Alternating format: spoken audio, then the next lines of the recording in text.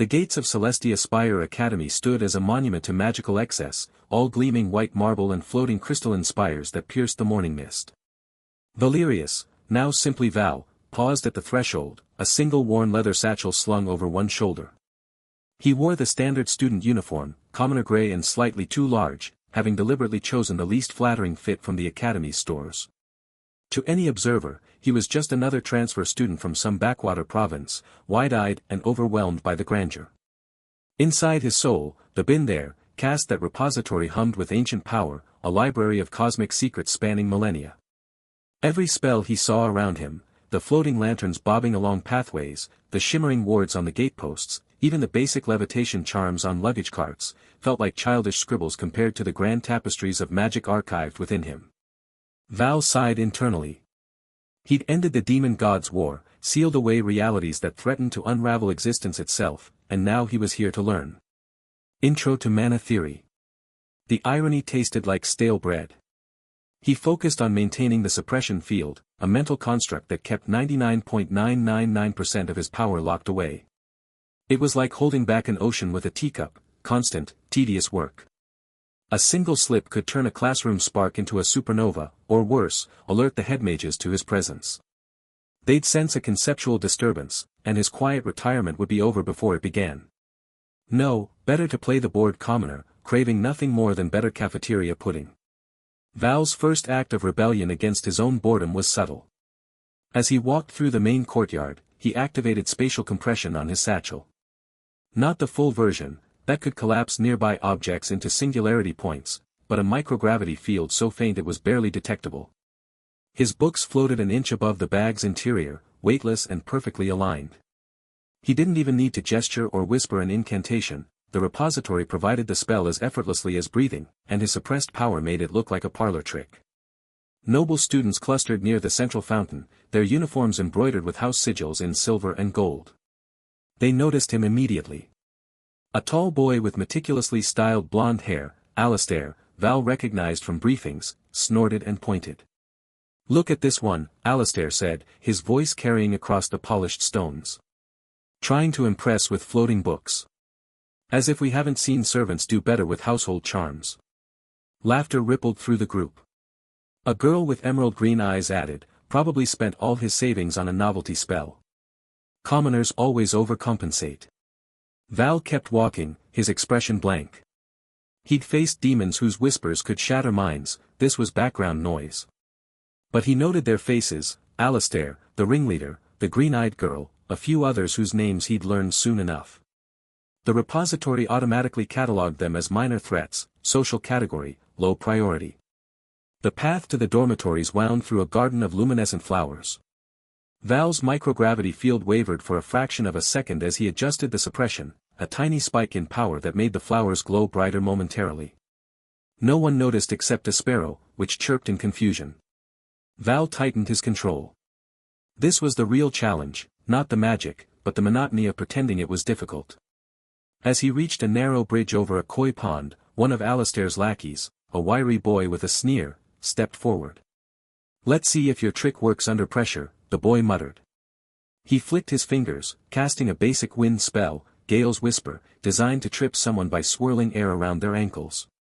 It was a juvenile move, the magical equivalent of a shove in the hallway. The spell touched Val's boots. Instantly, conceptual inertia activated. A passive skill from the repository, it required no conscious thought, no mana expenditure, just the absolute negation of low-tier magic through sheer existential weight. The wind spell didn't bounce or deflect, it simply ceased to exist, unraveling into nothingness as if it had never been cast. There was no flash of light, no sound, just a sudden stillness in the air. The wiry boy blinked, staring at his hands. "What?" he stammered. Alistair frowned, taking a step closer. "Did you miscast, Edwin?" he demanded. Edwin shook his head, bewildered. "No, I felt it connect, but then, nothing." Val didn't even break stride. He yawned, a genuine expression of boredom that had been building since he'd woken up at dawn for this charade. The repository tagged the incident, threat neutralized, minimal energy expenditure, no observable reaction required. He walked past the nobles, his books still floating lazily in his satchel. The koi in the pond below swam in serene circles, unaware of the conceptual erasure that had just occurred above them. Alistair's face flushed with anger. "Hey! Commoner! I'm talking to you." Val ignored him, turning a corner toward the dormitory building. He could feel the noble's eyes on his back, their confusion palpable. Good. Let them wonder. The less they understood, the less likely they were to probe deeper. His mental obfuscation skill hummed softly, a low-level field that would cloud any simple probing spells they might attempt later. The dormitory was a tall, sandstone structure with ivy crawling up its sides. Val's room was on the third floor, small and Spartan, a bed, a desk, a wardrobe, and a window overlooking the garden. He dropped his satchel on the bed, releasing the microgravity field with a thought. The book settled with a soft thump. For a moment, he just stood there, listening to the distant sounds of students chatting, spells being practiced, the academy's heartbeat. It was all so small. After centuries of cosmic battles, this felt like being asked to solve a child's puzzle with a god's toolkit.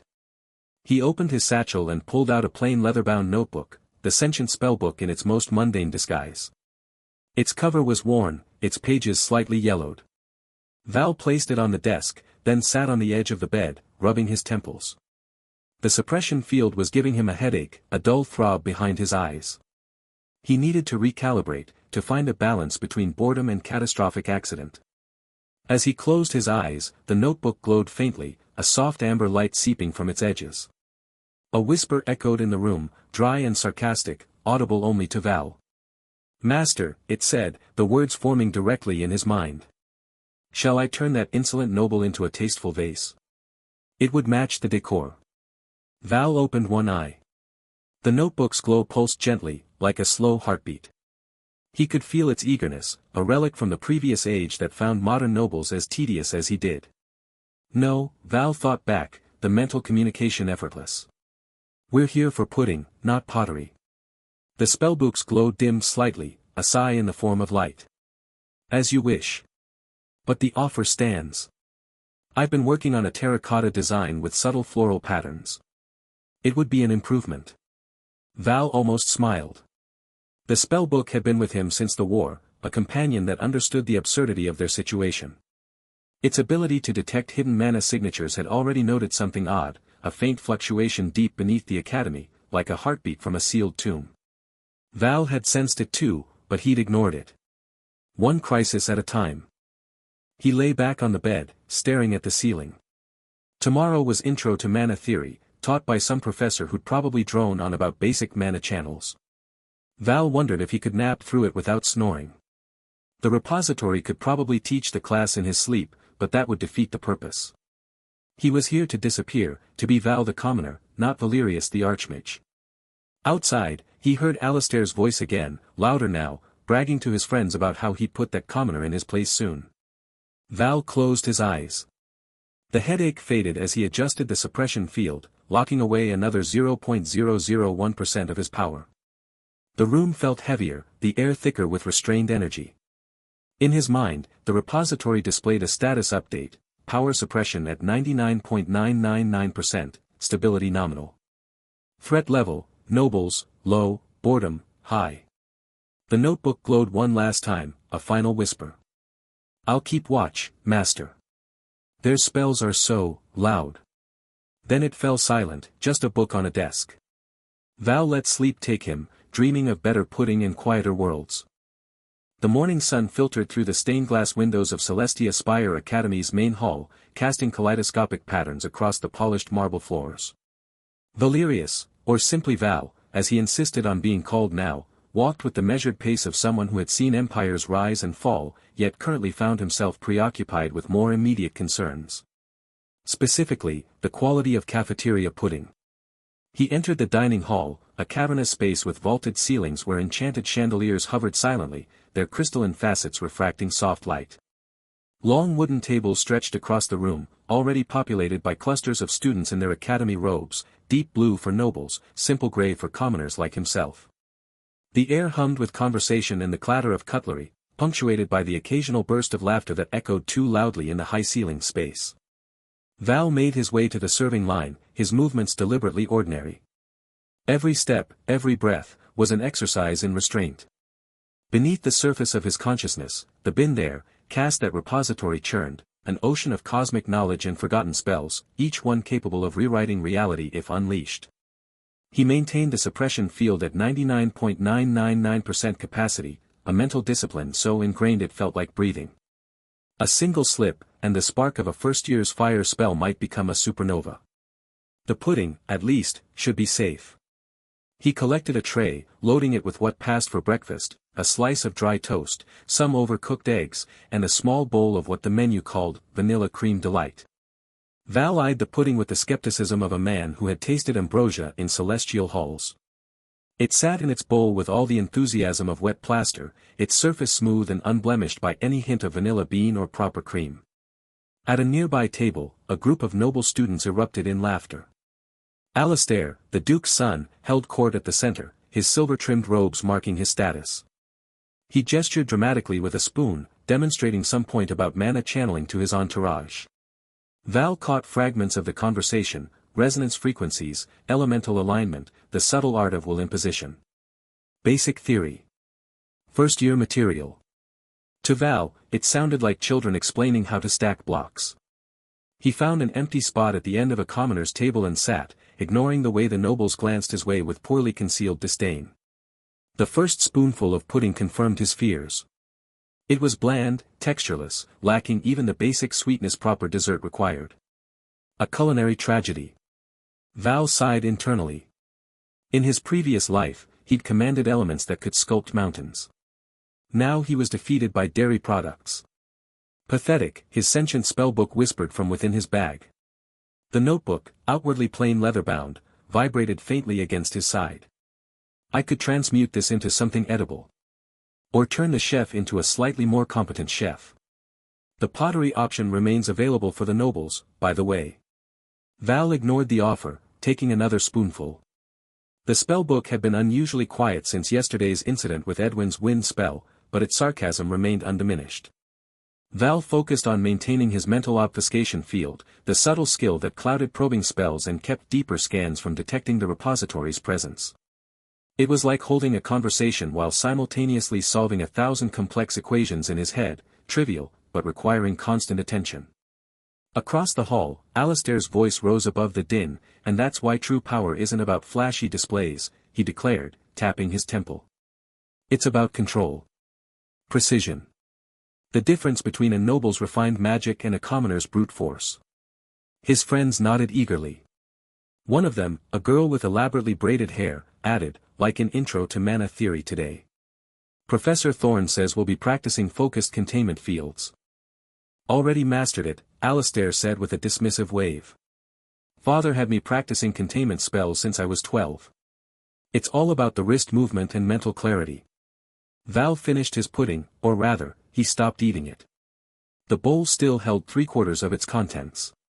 He considered using spatial compression to discreetly collapse the bowl into a neat, compact cube he could dispose of later, but decided against it. Too many eyes. Too much risk of someone noticing the subtle warping of space. Instead, he pushed the tray away and stood. As he turned to leave, Alastair's gaze landed on him. Look, it's the book floater, he called out, his voice carrying. Enjoying the slop, commoner? A few nobles snickered. Val didn't pause, but Alastair stood, blocking his path. Up close, the Duke's son was all sharp angles and practiced arrogance, high cheekbones, perfectly trimmed hair, eyes that held the cold confidence of inherited privilege.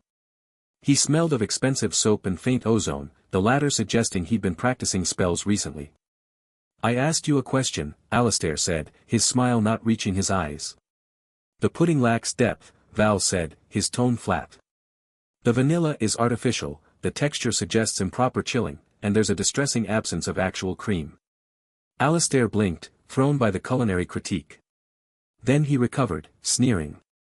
Of course you'd notice. Commoners always focus on the trivial. While you're worrying about dessert, real mages are honing their craft. One of Alastair's friends, a boy with a thin face and restless hands, chimed in. He's right. Yesterday with the books. Parlor tricks. My little sister could do better with a basic levitation charm. Val felt the spellbook vibrate more insistently. Shall I rearrange his molecular structure? Just a little. He'd make an interesting abstract sculpture. No, Val thought back, the mental command instantaneous. Outwardly, he simply looked bored. If you'll excuse me. But Alistair stepped closer. I don't think so. We're all heading to mana theory anyway. Walk with us. I want to see what other skills you have. The challenge hung in the air. Val calculated the risks.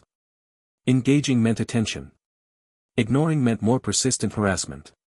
The path of least annoyance, he decided, was to give them something just impressive enough to be momentarily confusing, but not remarkable enough to warrant deeper investigation.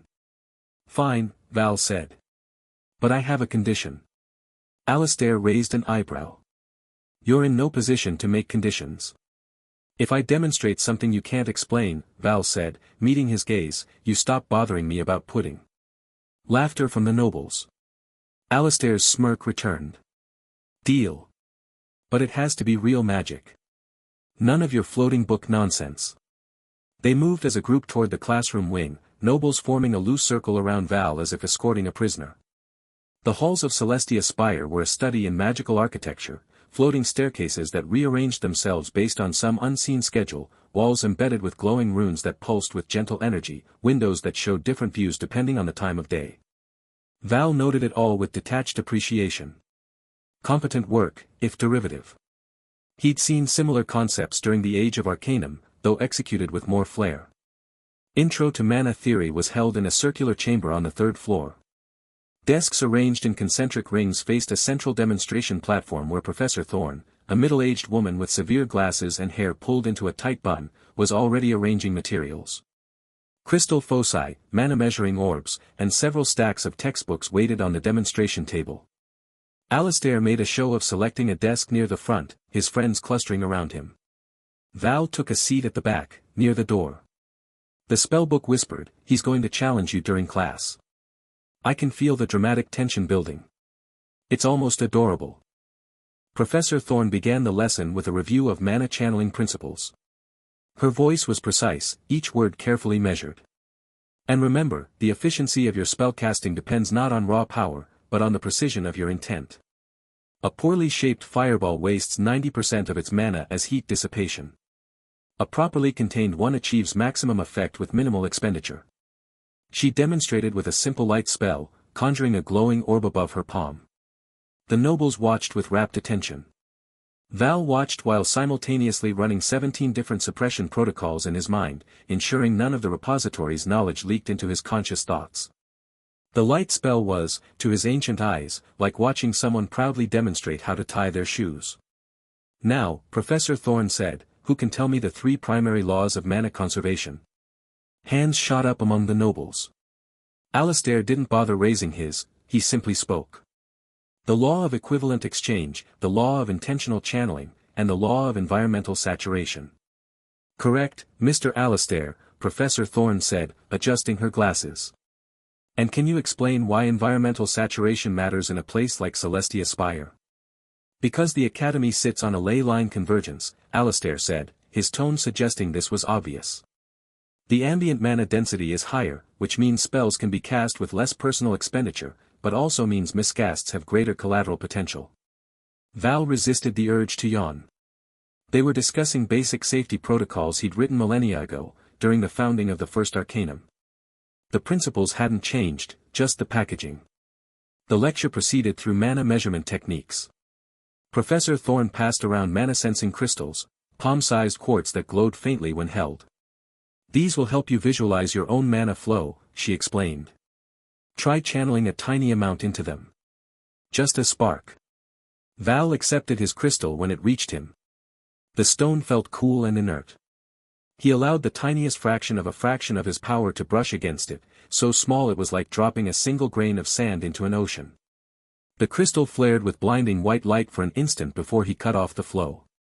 The student next to him, a commoner girl with nervous eyes, blinked. Did yours just? Faulty crystal, Val said, placing it back on the desk. It had already returned to its dormant state. Across the room, Alistair's crystal glowed with steady blue light, a respectable output for a first year. His friends made appreciative noises. "See?" Alistair said, just loud enough for Val to hear. "Control." Professor Thorne moved on to practical applications. "For today's exercise, we'll work on object manipulation. Not levitation, that's next week. Simple stacking. Using mana to gently lift and place one book atop another without physical contact." She demonstrated, focusing on 2 textbooks. A faint shimmer of energy surrounded them as they lifted, one settling neatly on top of the other. The key is gentle, sustained pressure. Like holding a soap bubble. The nobles began attempting the exercise. Results varied. Some managed shaky lifts that ended with books tumbling. Alistair, after a moment of concentration, successfully stacked 3 books in a neat tower. He looked around, clearly pleased with himself. Then his eyes found Val. "How about you, commoner? Care to show us your expertise?" Professor Thorne paused, looking between them. "Mr. Alistair, please focus on your own."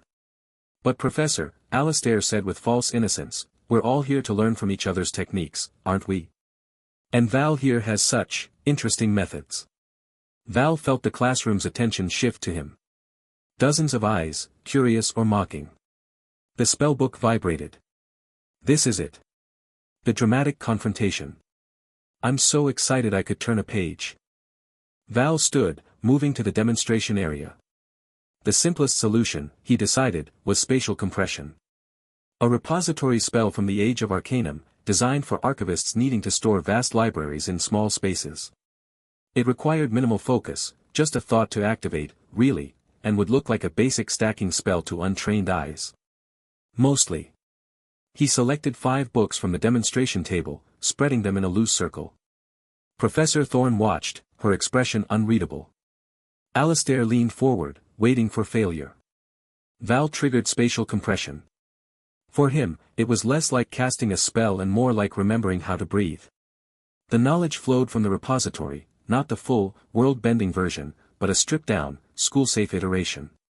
He imagined the books occupying the same spatial coordinates, compressed along a dimensional fold. The books lifted, not with the visible energy shimmer of the students' attempts, but with eerie silence. They moved as if through water, drifting toward a central point. Then, instead of stacking vertically, they began to overlap, not physically, but spatially. One book seemed to pass through another, both occupying the same space while remaining distinct. A third joined them, then a fourth, until all 5 existed in a single, compact stack that somehow looked both normal and impossibly dense. Val released the spell. The book settled on the table with a soft thump. Silence. Then Alistair snorted. "That's not stacking. That's just weird." But Professor Thorne was staring at the books, her glasses catching the light as she tilted her head. "Fascinating," she murmured. She approached, running a hand over the stack. "The spatial alignment is precise. Almost too precise." Val had miscalculated. Not the spell itself, that had been perfectly executed at 0.001% of its potential, but the side effect. Spatial compression, even at minimal power, warped local spacetime ever so slightly. To him, it was negligible. To someone trained in mana theory, it would register as an anomaly. Professor Thorne took out a mana measuring orb, a crystal sphere on a stand. She passed it over the book stack. The orb's interior, normally clear, swirled with faint silver patterns. "Residual spatial distortion," she said, more to herself than the class. "Not dangerous levels, but unusual for a first-year exercise." Alistair's smirk had faded. "What does that mean?" he demanded. "It means," Professor Thorne said, turning to face the class, "that we have an interesting development." She looked directly at Val. "How did you learn to manipulate spatial dimensions?" "I read about it," Val said, which wasn't entirely untrue.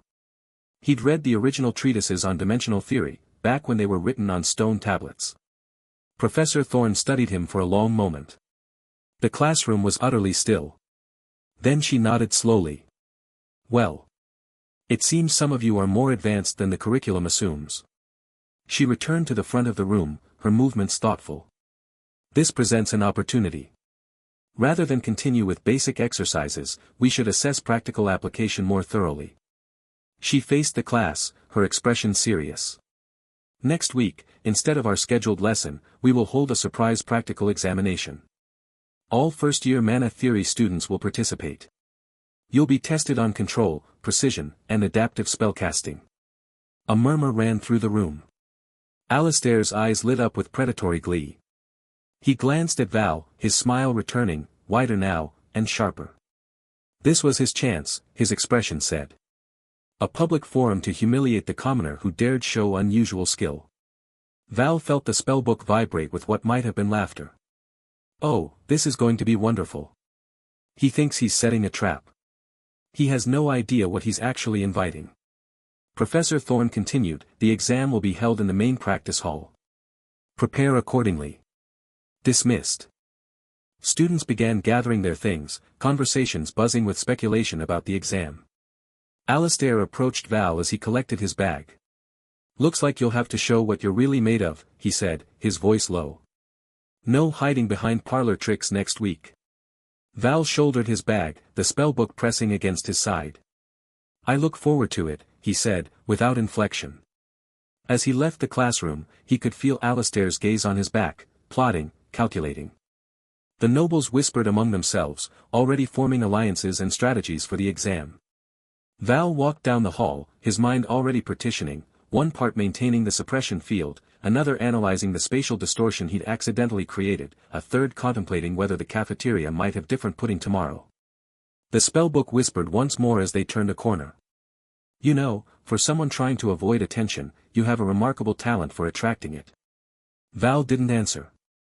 He was too busy calculating exactly how little power he could use during the practical exam without either failing spectacularly or accidentally erasing the practice hall from existence. The pudding problem suddenly seemed much simpler. The library's afternoon light filtered through stained glass windows depicting ancient magical battles, casting kaleidoscopic patterns across oak study tables. Val had claimed a corner nook, his head resting on a stack of textbooks that floated half an inch above the table's surface, a subtle application of spatial compression that required less mental effort than keeping them physically stacked. His breathing was slow and even, the rhythmic rise and fall of his chest the only movement in his personal bubble of tranquility. Outside this sanctuary, the academy halls buzzed with the aftermath of Professor Thorne's announcement. Noble students clustered in gilded corridors, their voices carrying the excited tension of impending spectacle. Alistair von Crestfall, Duke's son and self-appointed leader of Celestia Spire's elite, stood at the center of one such gathering, his polished boots clicking against marble as he paced. He thinks stacking books impresses anyone. Alistair's voice cut through the murmurs. A commoner's parlor trick. Tomorrow, we'll see what happens when real magic is required. His friend Edwin, the same noble who'd attempted the wind spell trip days prior, nodded vigorously. The practical exam will expose him.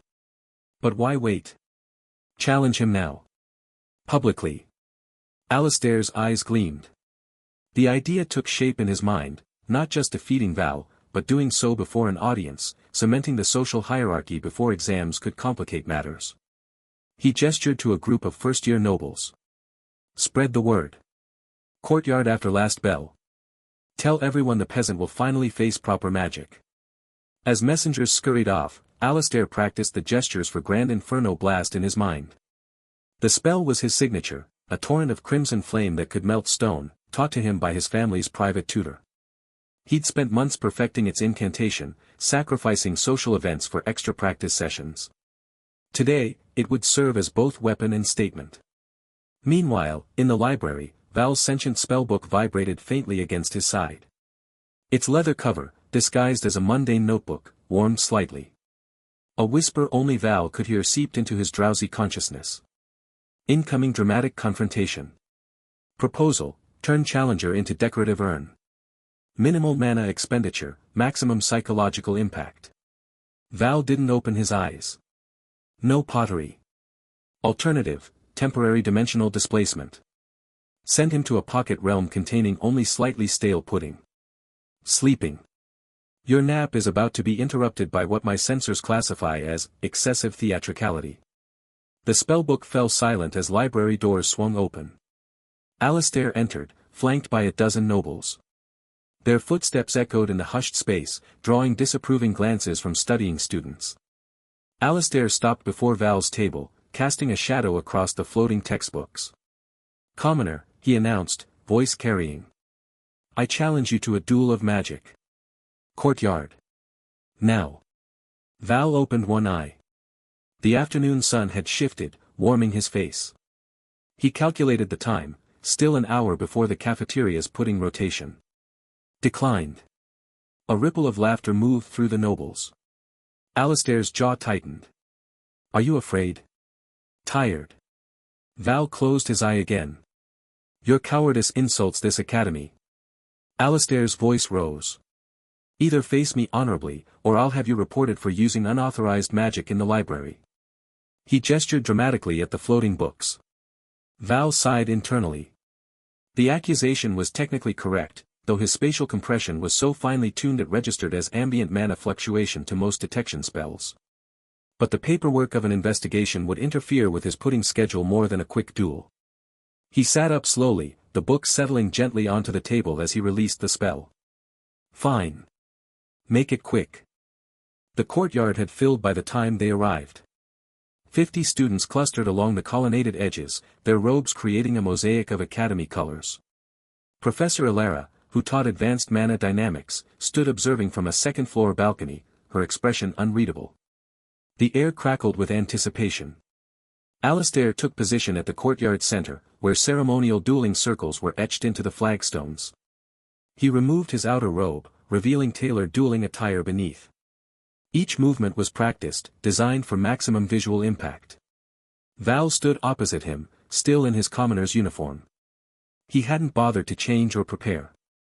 His mind was occupied with maintaining the intricate lattice of power suppression that kept his repository in check.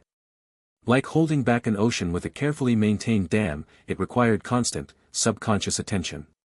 A single slip could turn the courtyard into a crater, or worse, unravel local reality. "Rules are simple," Alistair announced to the crowd. "First to yield or be incapacitated loses. No healing magic during combat." Val nodded once. He'd fought demons that could unmake stars. This felt like being asked to swat a particularly noisy insect. Alistair began his incantation. His voice took on a resonant quality as mana gathered around him. The air grew hot and dry. Symbols of flame materialized in the space between his hands, complex glyphs that spun and multiplied. "Witness true power. Grand Inferno Blast." Crimson light erupted from his palms. The spell wasn't just fire, it was conceptual heat given form, a roaring pillar that tore across the courtyard toward Val. Flagstones cracked from the thermal shockwave. Nobles shielded their eyes against the brilliance. Professor Illara leaned forward, analytical mind already dissecting the spell's structure. Val watched the approaching inferno. In his repository, thousands of similar spells existed, variations on fire magic from extinct civilizations, dragon breath techniques, even primordial flames from before the concept of heat had fully solidified. Compared to those, Alistair's spell was a child's candle.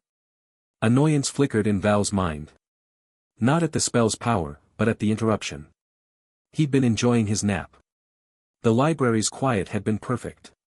Now he'd probably missed the first serving of today's promised caramel pudding.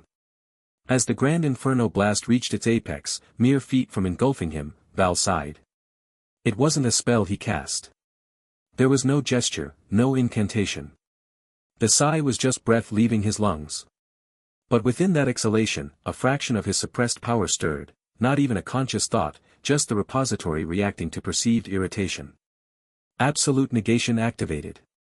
The effect was instantaneous and silent. The roaring inferno didn't explode, dissipate, or get countered. It simply ceased to exist. One moment, a column of magical flame capable of melting steel. The next, empty air. No light, no heat, no residual mana. Even the cracked flagstones where it had passed showed no thermal damage, as if the spell had never been. Alistair stared at his empty hands. The mana he'd poured into the spell was gone, not just expended, but erased from reality. He tried to recast, but his mind found only emptiness where the Grand Inferno Blast's patterns had been. He attempted a simpler firebolt, then a spark cantrip. Nothing. His fire magic, all of it beyond basic cantrips, had been conceptually deleted. Val felt the slight drain, a sliver of his ambient mana reserve, less than he'd used to float a teacup. He blinked, realizing what had happened. The repository had reacted autonomously, treating Alistair's spell as one might treat a buzzing fly. A dangerous slip, but contained. He reinforced his mental barriers, checking for reality fractures. None detected. Silence gripped the courtyard. The nobles stared, mouths agape. Edwin dropped the recording crystal he'd been holding. It shattered on the flagstones, the sound unnaturally loud in the stillness. Professor Alara's analytical mind failed her for the first time in decades. She'd seen spells countered, absorbed, reflected, but never erased. The conceptual disturbance registered in her mana senses as a void, an absence where magic should be. Val glanced at the position of the sun. Putting time, he muttered, and walked toward the cafeteria. No one moved to stop him. Alistair remained frozen, still trying to summon a flame that no longer existed in his magical vocabulary. His hands trembled. High in the Academy's central spire, Head Mage Orin felt the disturbance. He'd been reviewing examination protocols when the conceptual ripple passed through his chambers. Not a spell, not an attack, but an unraveling. Something had been unmade at a fundamental level. He rose from his desk, ancient bones protesting, and activated the communication array. Professor Alara. Report to my office immediately. And find that commoner student, Val. Bring him for questioning. Below, Val entered the cafeteria. The scent of today's offering, caramel pudding with whipped cream, greeted him. He took a bowl, noting with satisfaction that it was still warm. As he sat alone at a corner table, his spellbook vibrated again. Analysis complete, it whispered. The erasure was clean. No residual conceptual damage. However, Academy leadership has detected the anomaly. Probability of investigation, 94%. Recommendation, feign ignorance. Or, alternative, turn investigators into matching teacups. Val took a spoonful of pudding. It was perfectly creamy, with just the right caramel bitterness. No teacups. Outside, the courtyard remained frozen. Alistair finally sank to his knees, his world unraveling not from defeat, but from incomprehension. The rules of magic, as he understood them, no longer applied. And somewhere in the spire, an investigation began that would ask questions for which Celestia Spire Academy had no prepared answers. The summons came just as Val was contemplating the cafeteria's latest pudding offering, a pale, gelatinous mass that wobbled with a disappointing lack of conviction. A first-year student with wide, nervous eyes delivered the message. Professor Alara requested his presence in her office immediately. The boy practically fled after handing over the slip of parchment, as if Val carried some contagious misfortune. Val sighed, pushing the untouched pudding aside. The walk to the faculty wing was a study in whispers. Nobles clustered in hallways like startled birds, their conversations dying as he passed only to erupt again in hushed tones behind him. He caught fragments as he moved through the marble corridors. Forbidden artifact. Stole Alistair's power. Dark pact with something ancient. The theories grew more elaborate with each retelling. By the time he reached the third-floor landing, someone had apparently decided he'd made a deal with a demonic entity that only accepted pudding as tribute. Val almost smiled at that one. Professor Alara's office stood at the end of a quiet corridor, its oak door marked with intricate silver runes that pulsed with gentle monitoring magic. Val paused, feeling the subtle probes, standard Academy security spells designed to detect concealed weapons or hostile intent. His conceptual inertia passively neutralized them before they could even register his presence, like raindrops evaporating before hitting hot stone. He knocked twice. Enter. The voice was crisp, professional, with an underlying tension that suggested this wasn't about extra credit. Val pushed the door open. Professor Alara's office was a study in organized chaos. Shelves groaned under the weight of leather-bound tomes and crystalline mana-measuring devices. Diagrams of spell matrices covered one wall, while another displayed a map of the Academy grounds with glowing markers indicating areas of magical concentration. The professor herself sat behind a massive desk carved from dark wood, her fingers steepled before her. She was younger than Val had expected, perhaps in her late 30s, with sharp features and eyes that missed nothing. Her robes were practical rather than ornate, the deep blue fabric marked with silver thread that traced protective sigils. Val. Please, sit. She gestured to the chair opposite her desk. Val settled into it, noting the way the room's ambient mana shifted around him. Subtle detection spells woven into the very air, designed to analyze a subject's magical signature without their knowledge. Child's play, really. He let them brush against the outermost layers of his suppression field, feeling them skitter away like insects encountering glass. I assume you know why you're here, Elara began, her gaze fixed on him. The duel, Val said, keeping his tone neutral. People are talking. People are more than talking. Head Mage Orin sensed a conceptual disturbance during your confrontation with Alistair. A deletion, for lack of a better term. Alistair's higher fire magic has been permanently erased from existence. He can now only produce sparks and minor warmth where once he commanded infernos. She leaned forward slightly. The Academy takes such incidents seriously. Conceptual magic of that magnitude is theoretically possible, but it requires power levels far beyond what any student, or most professors, could muster. The head mage believes it may indicate either a dangerous artifact or outside interference.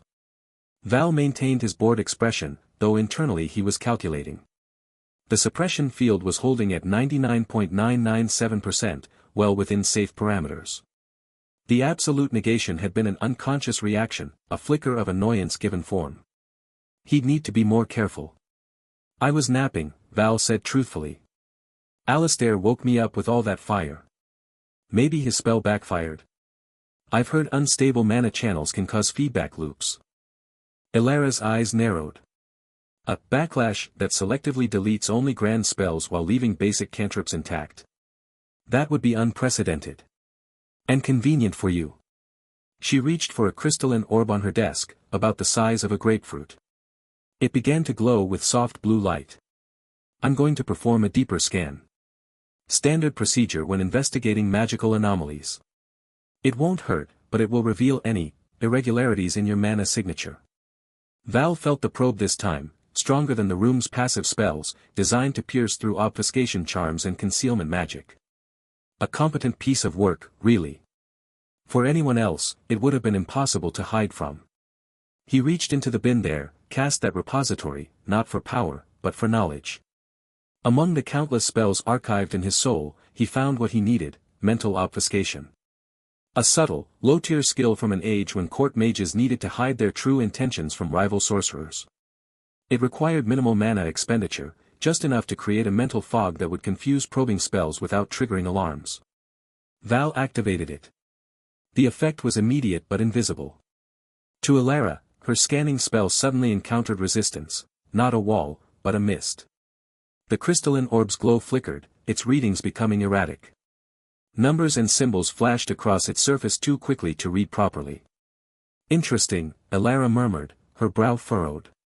She increased the spell's intensity, pouring more mana into the probe.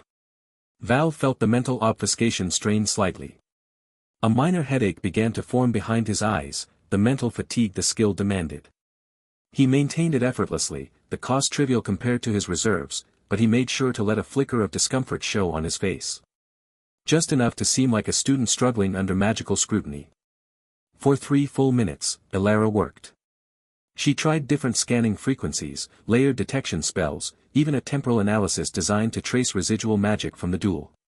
Each time, the results came back muddled, contradictory.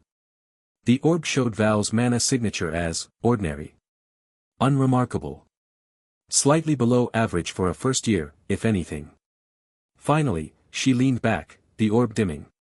Either you're the most magically mundane student to ever walk these halls, or... She trailed off, studying him. Or something genuinely unprecedented happened during that duel. A rare mana backlash that targeted only complex spell structures while leaving fundamentals intact. The odds are astronomical. So I can go? Val asked, letting the mental obfuscation fade now that the immediate threat had passed. The headache lingered, a dull throb he'd have to endure for the next hour or so. A small price. Elara sighed, rubbing her temples. For now. But this isn't over. The head mage wants weekly reports on any magical irregularities you witness or experience. And if anything unusual happens again, you're to report to me immediately. Understood? Val nodded, rising from the chair. Can I ask about the pudding? The cafeteria's been particularly disappointing lately. For the first time, Alara looked genuinely thrown. The pudding. It lacks structural integrity. Collapses under its own weight. I'll mention it to the kitchen staff, she said, her professional demeanor cracking just slightly. Now go. And try not to get into any more duels. Val left the office, the door clicking shut behind him. The hallway was empty now, the whispering nobles having moved on to other distractions. He made his way back toward the student quarters, taking the longer route through the library annex. The quiet here was preferable to the main corridors. He found an empty study carrel in a corner, away from prying eyes, and pulled out his spellbook. The notebook looked ordinary, brown leather cover, slightly worn at the edges, filled with what appeared to be lecture notes. Only the faintest shimmer along its spine hinted at its true nature. Well? Val murmured, opening it to a blank page. Words began to form in elegant script, glowing with soft golden light. Asterisk that was closer than comfortable. Her scanning spells were more sophisticated than expected. Academy mages have improved since your time, asterisk. She bought the backlash theory, Val wrote back with a finger, the words appearing as he traced them. For now. For now, the book agreed. Asterisk but they will watch you. The conceptual disturbance was too significant to ignore entirely. However, I have detected something more pressing during my passive monitoring of the Academy's mana flows, asterisk. Val raised an eyebrow. Go on. Asterisk beneath the foundation stones, deep in the earth where no student or professor ventures, there is a signature. Ancient. Sealed. Powerful. It pulses with a rhythm that predates this Academy's construction by centuries. I believe it is a forgotten dungeon, a remnant of the demon god's war, buried and warded against discovery, asterisk. The words glowed brighter, as if excited by the discovery. Asterisk the mana fluctuations you've been sensing. They originate from there. Something is stirring in the darkness. The seals are weakening, asterisk. Val considered this. A hidden dungeon. That explained the irregular mana patterns he'd noticed since arriving, subtle vibrations in the magical background radiation that didn't match the Academy's known spell matrices. He'd assumed it was just sloppy maintenance, but this was more interesting. And more dangerous. How long until it becomes a problem, he wrote. Asterisk unknown. The wards are complex, layered with preservation magic I haven't seen since the war. But nothing lasts forever. Already, tendrils of corrupted mana are seeping through microscopic cracks in the containment field. Given current decay rates, months, perhaps. Maybe less if something triggers an acceleration, asterisk. Val closed the book, the glow fading. A hidden dungeon. Of course. His quiet student life couldn't possibly remain quiet. The universe had a sense of humor like that. He was about to leave when movement caught his eye. At the far end of the library annex, partially hidden behind a shelf of historical treatises, a figure watched him. A noble student, one of Alistair's lackeys, if Val remembered correctly. The boy had been pretending to read, but his eyes kept darting toward Val's carrel. Now, as Val stood, the noble quickly looked away, feigning sudden intense interest in a volume on basic levitation principles. Too obvious. Amateur. Val left the library, taking care to move at a normal student's pace. He didn't look back, but he could feel the noble's gaze on him until he turned the corner. The boy would report to Alistair, no doubt. Suspicious behavior, meeting secretly with a magical artifact, perhaps. More fuel for the noble's paranoia. As Val walked, he felt the ancient mana signature pulsing somewhere far below his feet. A steady, rhythmic beat like a sleeping heart. The dungeon waited, and with it, whatever forgotten horrors it contained. The spellbook's warning echoed in his mind. Something is stirring in the darkness. Val sighed, already missing the simplicity of disappointing pudding. The morning light filtered through the stained-glass windows of Celestia Spire Academy's grand library, casting prismatic patterns across ancient tomes that smelled of aged parchment and preservation spells. Val sat at a corner table, a stack of history texts before him, his expression one of profound boredom that only deepened as he flipped through another volume detailing the demon god's war. He'd come here after another disappointing breakfast. The cafeteria's pudding had been particularly gelatinous today, with a suspicious lack of vanilla essence, hoping to find something, anything, to make this student life less mind-numbing. Instead, he found himself reading accounts so simplified they might as well have been children's fables. The heroic Archmage Valerius this, the glorious final battle, that. They'd even gotten the date of the sealing ritual wrong by 3 days. A group of noble students entered the history section, their voices carrying that particular blend of arrogance and theatricality that made Val consider inventing a spell for temporary deafness. He recognized them, followers of Alistair, though the Duke's son himself was conspicuously absent today. "Did you hear?" One of them, a girl with elaborately braided hair, whispered loudly enough to be heard 3 shelves away. "Alistair's been consulting with master healers from the capital. They say his fire affinity is diminished." "Diminished?" another noble scoffed. "He can't cast anything beyond basic cantrips. It's like his grand spells never existed." Their eyes drifted toward Val, who was pretending to be engrossed in a particularly dry treatise on post-war mana stabilization. He could feel their gazes, part suspicion, part curiosity, but mostly the kind of privileged disdain reserved for commoners who dared exist in their presence. "Probably just a mana backlash," the first noble said, though her tone suggested she didn't believe it. "Happens sometimes with unstable casting. That commoner just got lucky." Val turned a page, the sound crisp in the quiet library. Lucky. If they only knew that suppressing 99.999% of his power required more concentration than their entire bloodlines had ever mustered for anything.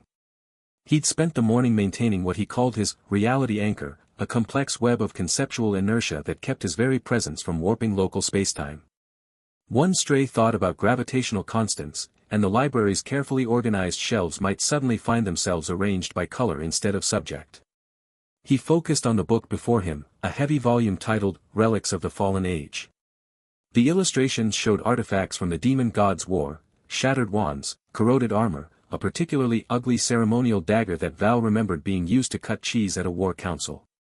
His eyes lingered on a diagram of a sealed chamber, a dungeon, the text called it, though that was a romanticized term for what were essentially magical containment facilities built during the war's final days. The description matched what his sentient spellbook had detected. Ancient wards, weakening over centuries. Something stirring within. Val closed his eyes, and within his mind, the "been there" cast that repository unfolded like an infinite library.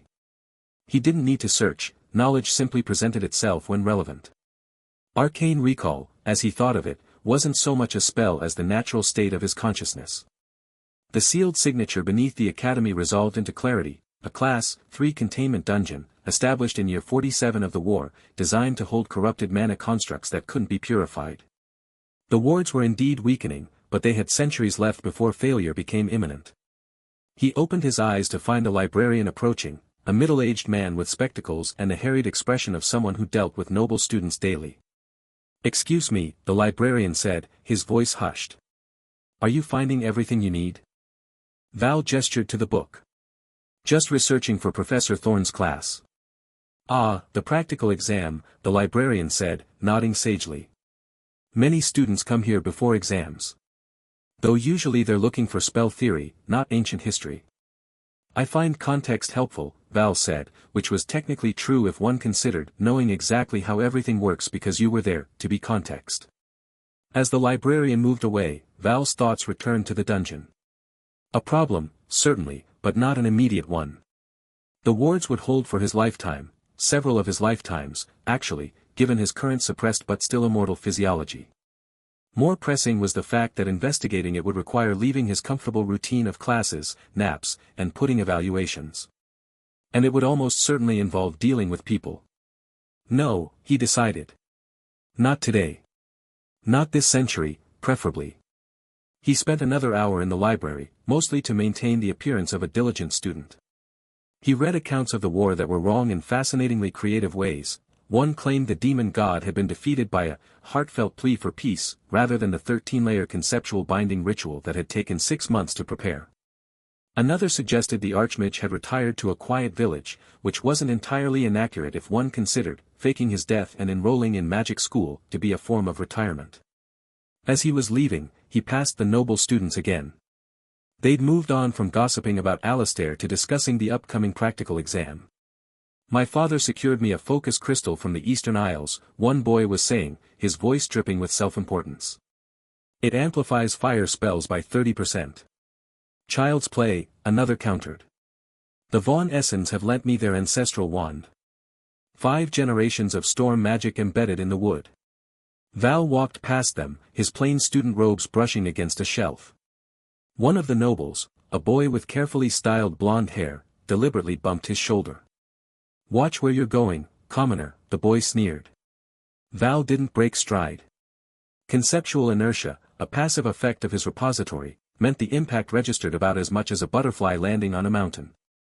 The noble, however, stumbled as if he'd hit a stone wall, nearly dropping the expensive-looking tome he was carrying.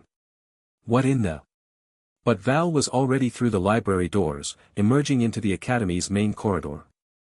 Sunlight streamed through arched windows, illuminating floating motes of dust that danced in the air currents created by passing students. He made his way toward the dormitories, planning to take a nap before the afternoon's mana theory review session. Halfway there, he sensed it, a familiar, agitated magical signature approaching. He sighed internally. Of course. Alistair appeared around a corner, his usual entourage absent. The Duke's son looked, diminished wasn't quite the right word. Hollowed out. His eyes had dark circles beneath them, and his hands trembled slightly at his sides. The fiery arrogance that had once radiated from him like a poorly controlled bonfire was gone, replaced by something desperate and brittle. He didn't speak to Val. Didn't even look at him directly. But as he passed, their eyes met for a fraction of a second, and in that moment, Val saw not anger or hatred, but a kind of terrified confusion. Alistair had built his identity around his magic, around being the heir to a ducal line known for pyromantic prowess. Without it, he was just another noble in a school full of them. Val continued to his dorm room, a small but serviceable space on the 3rd floor of the commoner's wing. His sentient spellbook lay on the desk, its plain leather cover looking exactly like the notebook it pretended to be. "You're back early," the book observed, its words appearing on the open page in elegant script. "Learn anything interesting?" Besides the fact that historical accuracy decreases in inverse proportion to the number of illustrations. "The dungeon's a class 3 containment," Val said, dropping into his chair. "War era. Nothing urgent." "Nothing urgent," the book repeated, the words appearing slowly, as if considering each one. "Except for the fact that the wards are weakening at an accelerated rate. My earlier assessment was conservative. Something is actively corroding them from the inside." Val leaned back, closing his eyes. "How accelerated? Decades instead of centuries. Possibly less if whatever's inside becomes more active. Still not immediate. Still not his problem. He'd ended one world-threatening crisis. That should have earned him at least a few centuries of peace. "We'll monitor it," he said finally. "Of course," the book replied, its tone drier than the library's oldest manuscripts. "Because monitoring existential threats from the comfort of one's dorm room is a time-honored Archmage tradition." Val ignored the sarcasm. He was about to suggest they discuss more important matters, specifically, whether the cafeteria might be convinced to import better pudding, when a faint magical disturbance caught his attention. It came from outside his window, in the courtyard below. He rose and looked out. In a secluded corner, partially hidden by decorative topiaries, Alistair was meeting with 3 other noble students. Val recognized them: Edwin, the wind magic enthusiast who tried to trip him, Lady Seraphina, an ice specialist from one of the northern families, and Lord Theron, whose family was known for earth magic and political ambition. They were speaking in hushed tones, but distance and walls meant nothing to Val's enhanced senses when he allowed them even the slightest freedom. "Can't just let this stand," Alistair was saying, his voice tight with suppressed emotion. "He humiliated me. Took everything. The professors say it was a mana backlash," Theron pointed out, though he sounded skeptical. "They're wrong," Alistair snapped. "I felt it. One moment my grand inferno blast was forming, the next, it was gone. Not dispelled. Not countered. Gone. As if it never existed." Edwin shifted uncomfortably. "What are you suggesting?" The practical exam, Alistair said, leaning closer. Thorn always includes an obstacle course in the training grounds. Dangerous if you're not prepared, but manageable with proper artifacts. Lady Seraphina's eyes narrowed. You want to sabotage him? I want to expose him, Alistair corrected. My father has connections. There's an artifact in our family vault. A resonance disruptor. It doesn't harm the user directly, but it amplifies any instability in their mana control during spellcasting. And if he's just a commoner with decent basics? Theron asked. Then he fails the exam spectacularly in front of the entire academy, Alistair said, a ghost of his old smirk returning. And if he's something more, if he's using some forbidden artifact or dark magic. He didn't finish the thought, but he didn't need to. The implications were clear. If Val's power came from something illicit, a resonance disruptor would cause it to spiral out of control. Violently. It's dangerous, Lady Seraphina said quietly. So is letting whatever he is walk among us, Alistair countered. Will you help me? There was a long pause. Then, one by one, they nodded. Val stepped back from the window. Well. That was inconvenient. His sentient spellbook had been listening too. New words appeared on its page. Shall I prepare the pottery transmutation ritual? I've been refining the glaze formula. A nice celadone would complement their complexions. No, Val said, sitting back down. Let them play their games. They're planning to use a dangerous artifact during your exam. I'm aware. And you're not concerned? Val considered the question. A resonance disruptor, even a powerful one, would be like trying to alter the course of a river by throwing a pebble into the ocean. His mana control wasn't a matter of skill or concentration, it was the result of millennia of experience and a repository containing every magical concept that had ever existed. The disruptor would probably short-circuit trying to find enough instability to amplify. Still, it meant he'd have to be careful during the exam. Not careful with his magic, careful not to accidentally destroy the artifact and reveal its effects were meaningless against him. Careful not to yawn at the wrong moment and unleash a fraction of his power that might turn the training grounds into a crater. He looked at the spellbook. Remind me to maintain extra suppression layers during the exam. Of course, the book replied. Would you like me to calculate the exact percentage of power you should use to appear competent but not remarkable? I suggest 0.0001% for basic spells, with a variance of. Just remind me, Val interrupted. He lay back on his bed, staring at the ceiling. Outside, the noble conspiracy continued to whisper. Beneath the academy, something ancient stirred against weakening wards. And in his mind, the repository quietly catalogued it all, already calculating 1,000 possible outcomes, 1,000,000 responses, and exactly how much vanilla essence the cafeteria's pudding was lacking. Tomorrow would bring the practical exam. Tonight, he decided, he would dream of better desserts. The morning of the practical exam dawned with the kind of crisp, overly optimistic sunlight that made Val want to pull his blanket over his head and sleep until the cafeteria served its afternoon pudding rotation. Instead, he found himself standing in Celestia Spire Academy's central training arena, a circular expanse of polished white stone etched with concentric mana-conducting runes that glowed with a faint blue luminescence. Around the perimeter, tiered observation stands were filling with students, their chatter creating a low hum that bounced off the arena's domed ceiling where floating crystal orbs captured every angle for faculty review. Val adjusted the simple gray student robe he wore, feeling the familiar weight of his sentient spellbook tucked discreetly in an inner pocket.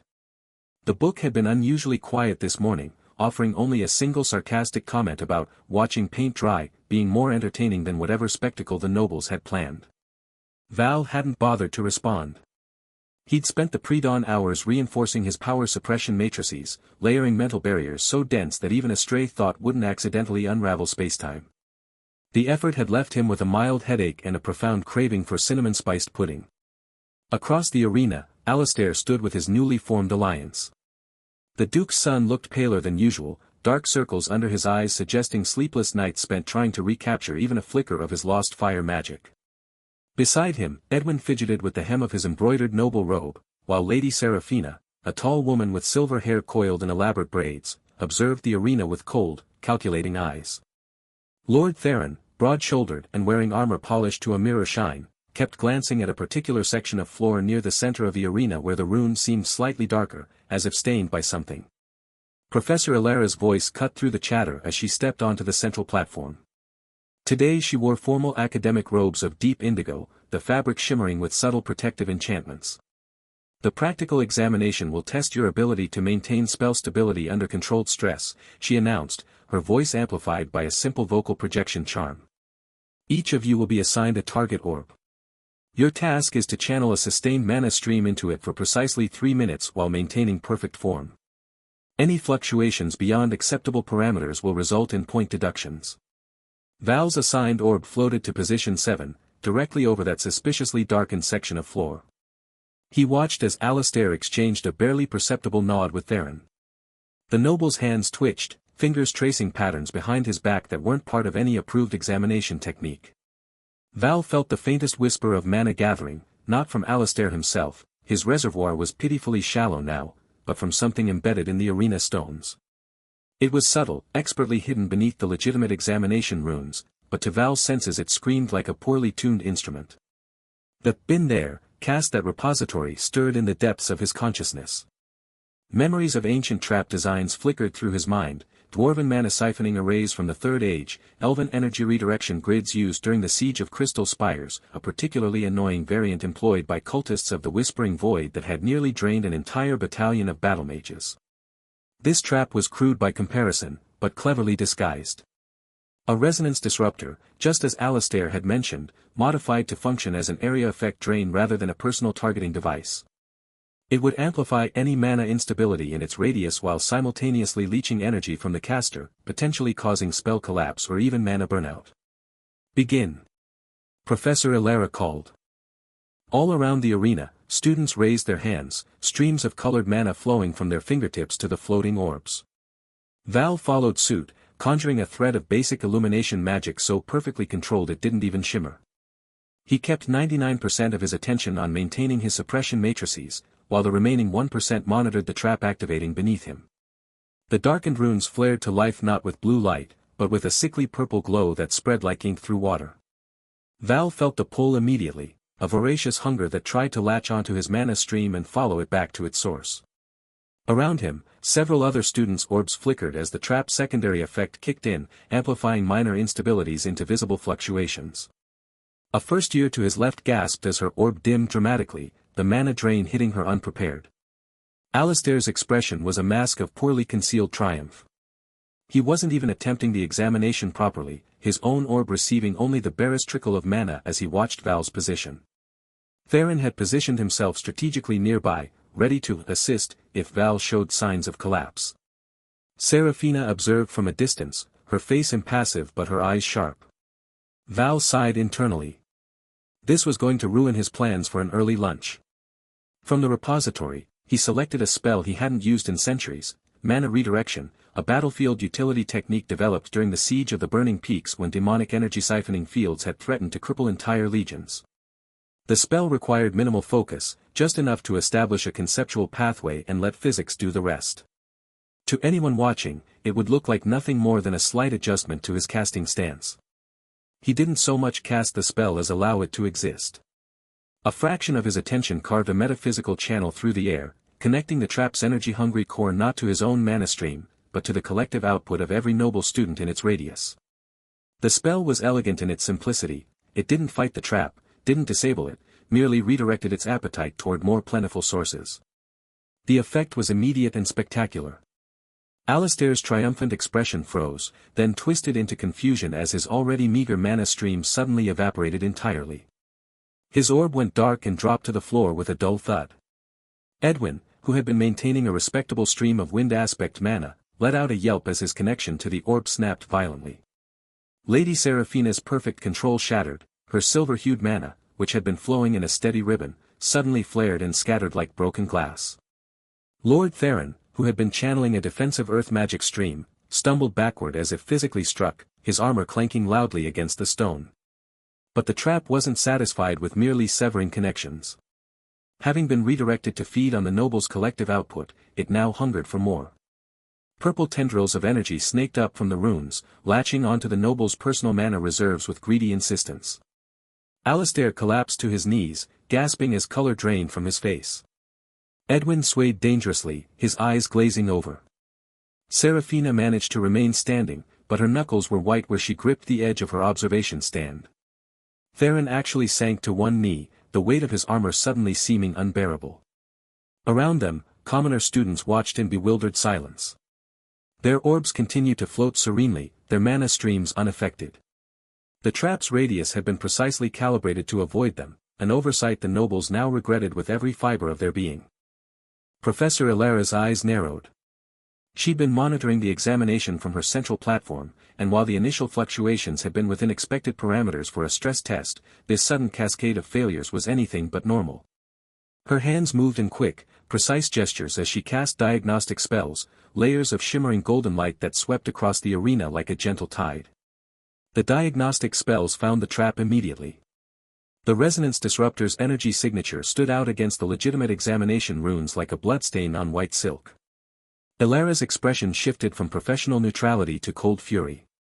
She didn't shout, didn't make a scene, her anger was all the more terrifying for its quiet intensity.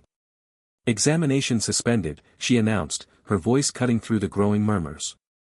The floating crystal orbs dimmed and descended to the floor. All students returned to your positions. Val let his illumination spell dissipate, his orb settling gently beside his feet. He watched as Professor Ilara descended from her platform and walked directly to the darkened runes. She knelt, one hand hovering over the stones as she muttered incantations too low for most students to hear. The purple glow flared once, violently, then died as she dismantled the trap with surgical precision. Fragments of enchanted crystal, the disruptor's core components, rose from between the stones and hovered before her, pulsing with residual malice. Alistair tried to speak, but only managed a weak croak. He was supported by Edwin, who looked equally drained. Serafina had recovered enough composure to stand straight, but her normally flawless posture had a slight tremor to it. Theron remained on one knee, breathing heavily. This, Professor Ilara said, holding up the crystal fragments for the entire arena to see, is a Class 2 restricted artifact modified for malicious use. Its presence here constitutes not only academic dishonesty but endangerment of fellow students.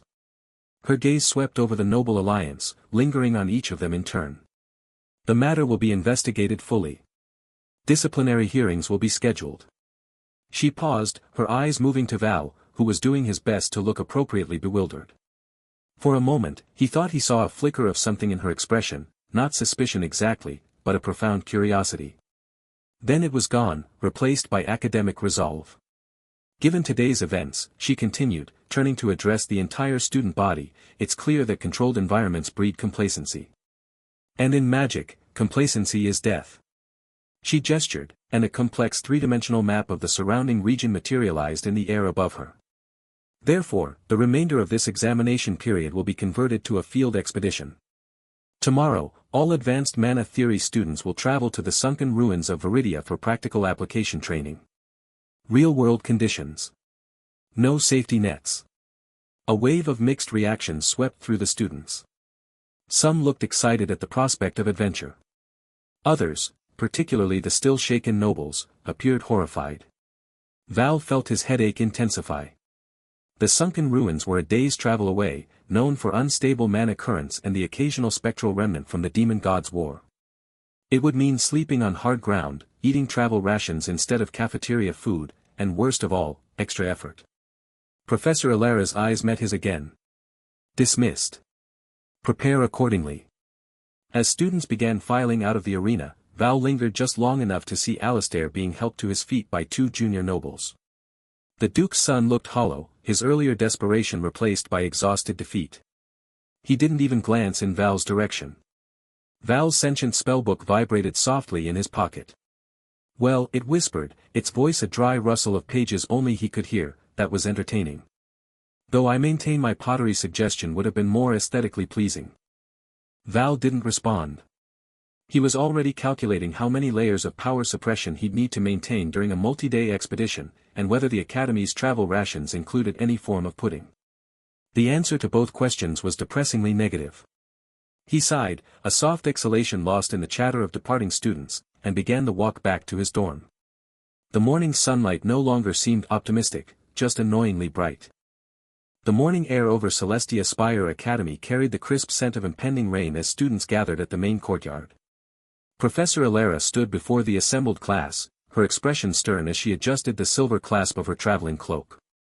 Behind her, 3 academy carriages waited, their enchanted wheels already humming with containment spells for the journey ahead. Val leaned against a stone pillar at the edge of the courtyard, his own plain backpack slung carelessly over one shoulder. Inside, his sentient spellbook grumbled about being treated like common luggage, while nestled between a half-eaten apple and yesterday's notes on basic mana theory. The book's complaints were a familiar background noise, like the distant chatter of nobles that now filled the space around him. My family's ancestral blade has felled 3 lesser elementals, Alistair declared to a cluster of attentive nobles, his voice carrying across the courtyard. Though his grand spell abilities remained conspicuously absent since the duel incident, his posture still radiated the arrogant confidence of someone who'd never truly faced consequences. The Viridia ruins will be child's play for those of proper breeding. Edwin nodded eagerly beside him, while Lady Seraphina adjusted her embroidered gloves with practiced precision. Lord Theron stood slightly apart, his gaze occasionally flickering toward Val with poorly concealed suspicion. The 4 nobles formed a tight knot of silk and self-importance, their traveling attire more suited for a royal ball than an archaeological expedition. All students board the carriages, Professor Alara called out, her voice cutting through the chatter. We depart for the sunken ruins of Viridia in 5 minutes. Remember, this is a converted practical examination, your conduct and observations will be assessed. Val pushed off from the pillar and made his way toward the rearmost carriage, choosing a seat by the window as other students filed in. The interior smelled of polished wood and the faint ozone tang of containment magic. Through the window, he watched the academy's spires recede as the carriages lifted into the air, their enchantment smoothing what would have been a bumping journey over the mountain passes.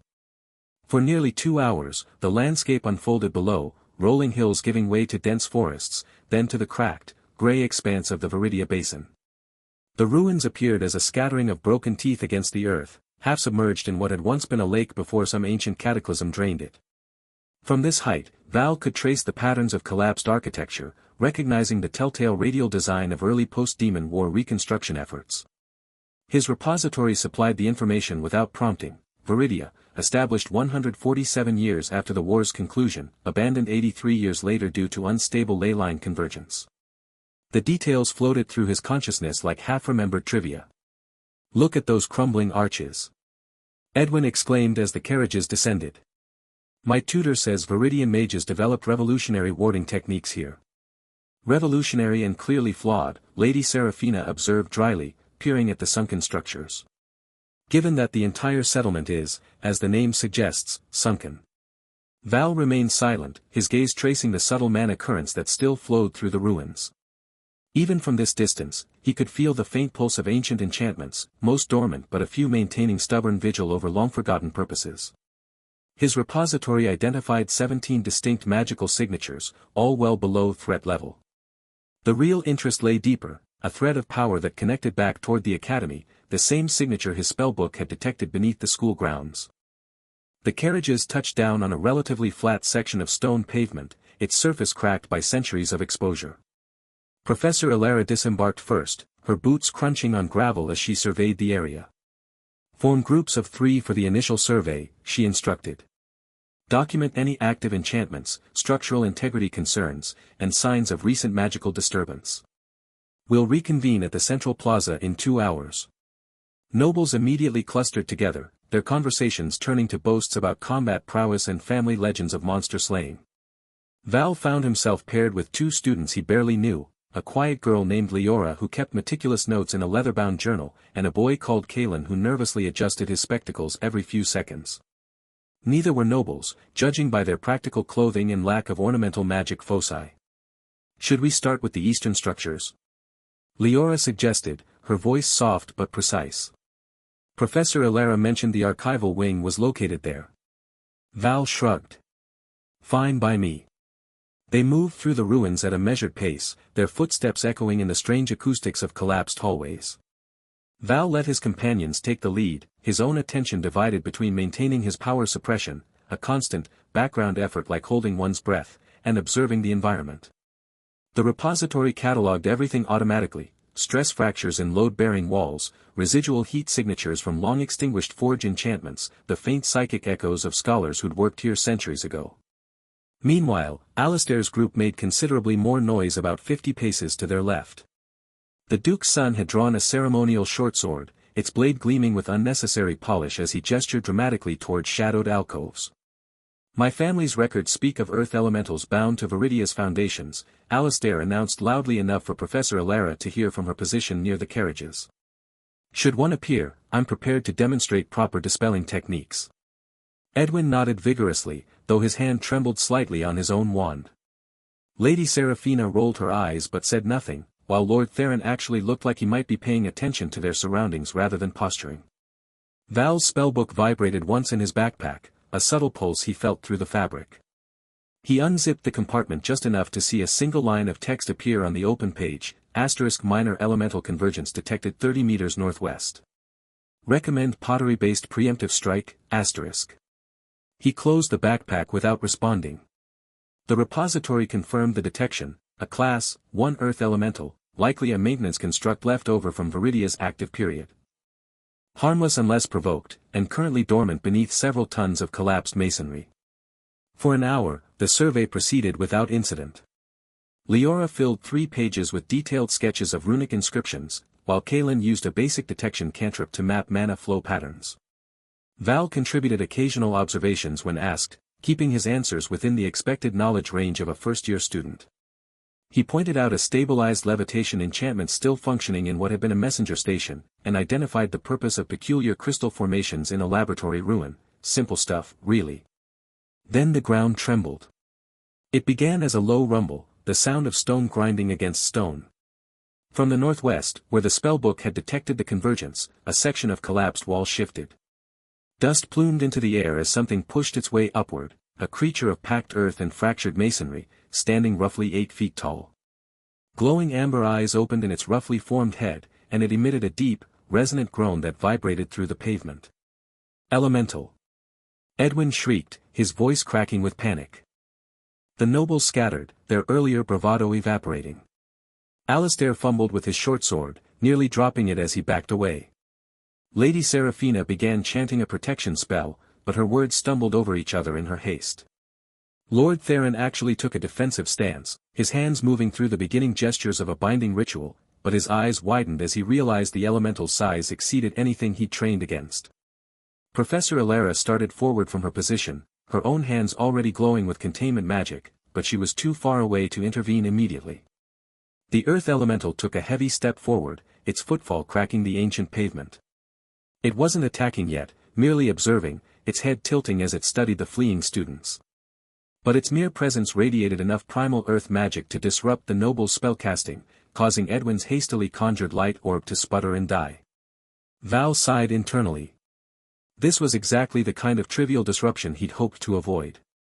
The repository presented 17 different methods for dealing with the creature, ranging from complete molecular disintegration, overkill, to temporary petrification, messy. But the outline called for something specific, and he had just the skill for it. As the elemental took another step toward Alistair's panicked group, Val began humming. It wasn't a complex melody, just a simple, ancient tune from the repository's archives, something pre-demon war shepherds had used to calm territorial rock spirits. The notes carried no visible magic, no glowing runes or dramatic gestures.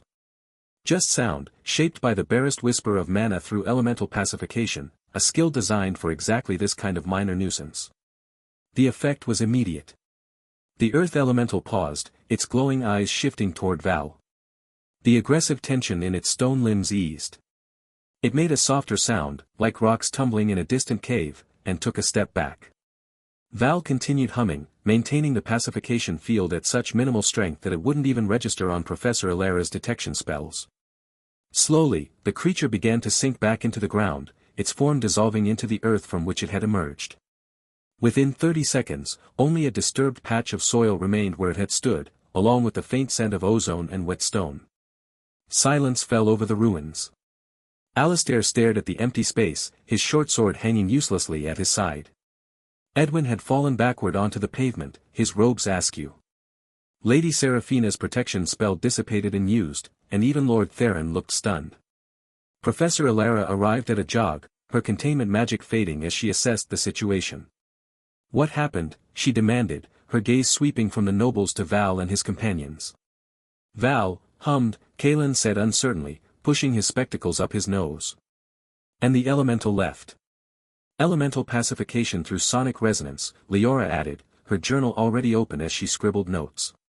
A little-known variant mentioned in Galdrick's Bestiary of Constructs, Chapter 4. But the mana expenditure should have been substantial for a creature that size. Professor Elara's eyes narrowed as she looked at Val. You used a specialized technique? Just something I read about, Val said with a shrug, keeping his expression neutral. Got lucky with the pitch, I guess.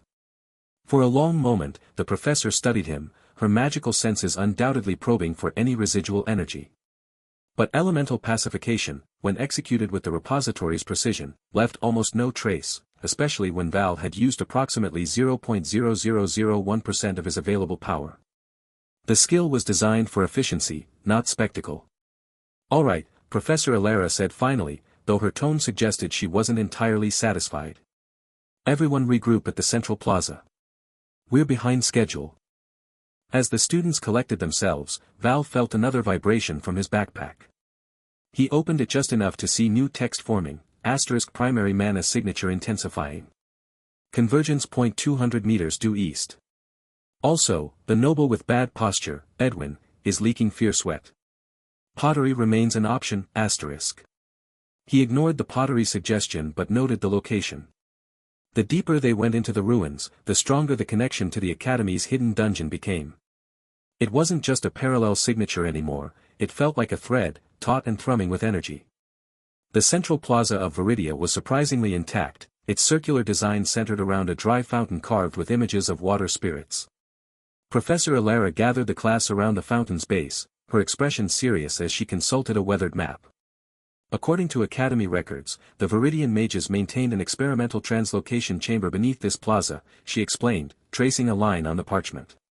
It's been sealed for centuries, but I want 2 volunteers to attempt to locate the entrance as part of today's assessment. Alistair immediately stepped forward, clearly eager to reclaim some dignity after the elemental incident. I'll lead the search, Professor. My family's archives contain detailed schematics of Viridian architecture. Very well, Professor Elara said. Choose one other. Alistair's gaze swept the group, lingering momentarily on Val before settling on Edwin. Edwin, with me. Your detection cantrips should be adequate for preliminary scanning.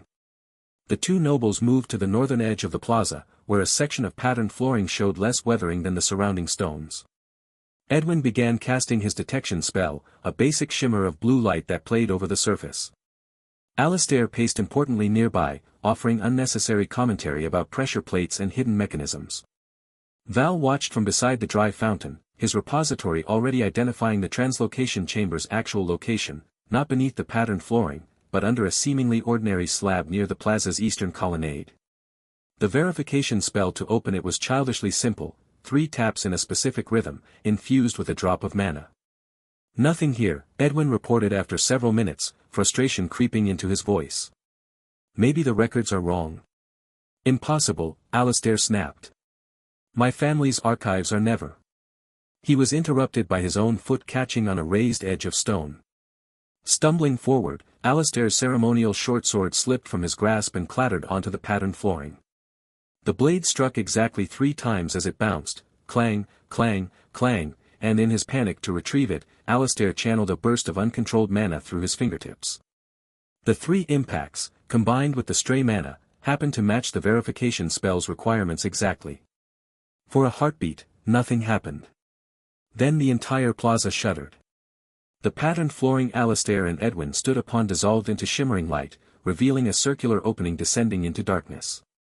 But before anyone could react, the light expanded, not just beneath the nobles, but across the entire plaza, forming a complex sigil that glowed with sudden, intense power. Everyone hold position. Professor Elara shouted, her hands already weaving a containment field. Too late. The sigil flashed once, blindingly bright. Val felt the familiar tug of translocation magic, crude but effective. His repository identified it instantly, emergency evacuation protocol, Viridia Model 7, destination set to a secondary chamber. Not the intended translocation point, but somewhere else entirely, likely due to centuries of degraded enchantments. The world dissolved into light and sensation of falling without movement. When vision returned, they stood in a chamber of polished black stone, utterly unlike the sunken ruins above. The air here was cool and still, smelling of ozone and something older, the scent of magic that had slept for centuries. Glowing runes lined the walls, their light revealing a circular room about 50 feet across, with a single arched doorway leading deeper into darkness. And pulsing from that doorway, stronger than ever before, was the mana signature his spellbook had first detected beneath the academy. It wasn't just connected to the hidden dungeon anymore, this chamber felt like an extension of it, a forgotten annex waiting in the dark. Alistair picked himself up from the floor, his ceremonial short sword clattering beside him. Edwin whimpered nearby. The other nobles looked around with varying degrees of panic and confusion.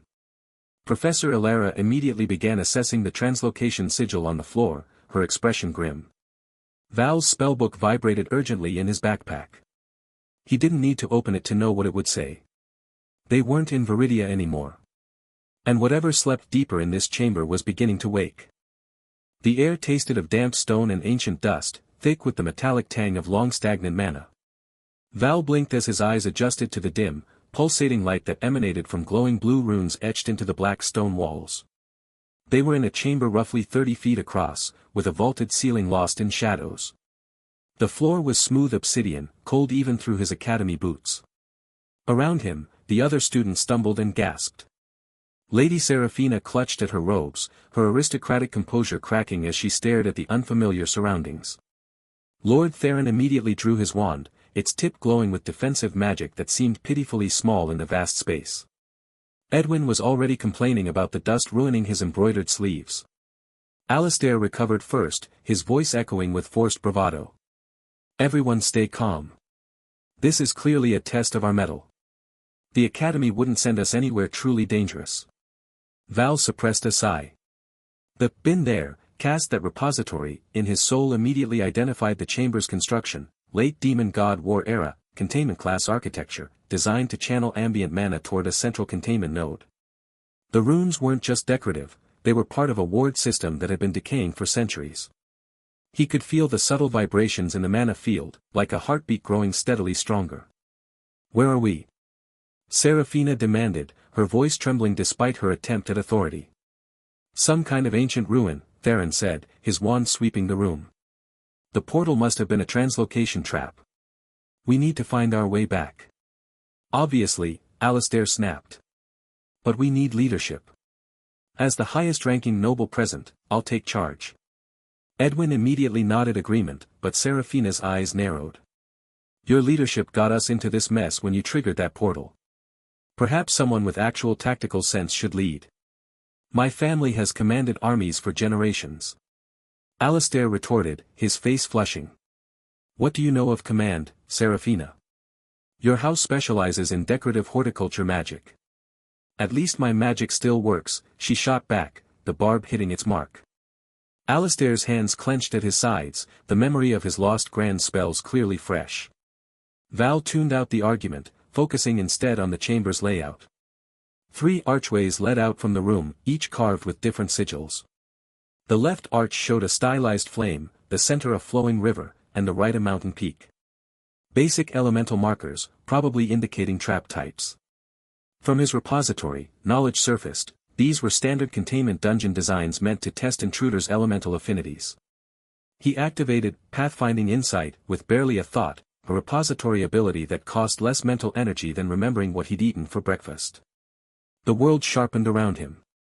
Traces of mana flow became visible as faint golden threads in the air, showing which paths had been recently disturbed and which were dormant. The left archway's flame sigil pulsed with unstable fire mana, ready to trigger.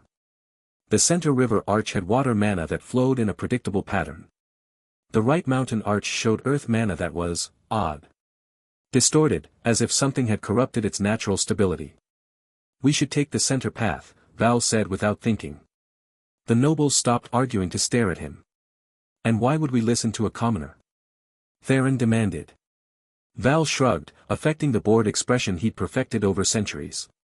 The runes on that arch are less worn. Means it's been used more recently, probably by maintenance crews or previous expeditions. Safer than the others. It was a complete fabrication, but it sounded plausible enough. Professor Alara, who had been examining the portal's remnants, looked up. Val has a point. The Academy does maintain some of these ruins for training purposes. The center path does show signs of recent magical residue. Alistair scowled but couldn't argue with the professor's assessment. Fine. But I'll lead the way. Everyone behind me, and keep your defensive spells ready. They filed through the center archway into a corridor that sloped gently downward. The walls here were closer together, the glowing runes spaced at regular intervals that cast long, dancing shadows. Val noted the precise engineering. Every 10th rune was a monitoring node that would alert whatever security systems remained active. They hadn't gone 50 feet when Edwin, walking too close to the left wall, triggered a pressure plate. A section of the wall slid aside with a grinding sound, and a jet of supercooled water shot across the corridor. Theron reacted quickly, throwing up a basic thermal barrier that steamed as it met the water. The barrier held, but Theron's face paled with the strain. "Watch where you're stepping, you idiot!" Alistair shouted. It was hidden. Edwin protested. The runes all looked the same. Val had seen the pressure plate 3 steps before Edwin reached it. The repository had identified it as a frost jet trap, Model 7C, standard issue for aquatic containment zones. He'd considered warning them but decided the minor scare would keep them more alert. Besides, watching Theron struggle with basic thermodynamics was mildly amusing. "Everyone, step only where I step," Alistair declared, though Val noticed he was now watching the floor with nervous intensity. They continued, encountering more traps, a section of floor that turned momentarily gelatinous. Val stepped over the activation rune without comment, a series of magical darts that shot from wall slots. Seraphina deflected them with a wind barrier, and a corridor that briefly inverted gravity. Val used his microgravity skill to make the transition seamless while the nobles stumbled and cursed. Each time, Val used pathfinding insight to identify the safe route, then pretended to notice something the others missed, a slightly different colored stone, a rune that wasn't glowing as brightly, a feeling about which way felt right. Professor Alara watched him with increasing curiosity but said nothing. After what felt like an hour but was probably only 20 minutes, they reached a larger chamber. This one was circular, with a domed ceiling covered in constellations of glowing crystals. In the center stood a dais, and on it rested a stone statue of a winged guardian, twice the height of a man. Its features were worn by time, but the craftsmanship was exquisite, every feather on its wings individually carved, its face serene yet watchful. "Finally, something interesting," Theron said, approaching the statue. "This might be a repository of knowledge. Ancient ruins often have recording devices in guardian forms." "Don't touch it," Professor Alara warned, but she was too late. Alistair, eager to prove his worth, reached out and placed a hand on the statue's pedestal. "I sense powerful mana here.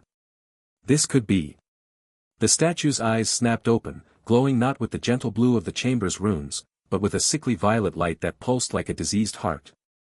Cracks appeared across its stone surface, weeping trails of the same corrupted mana.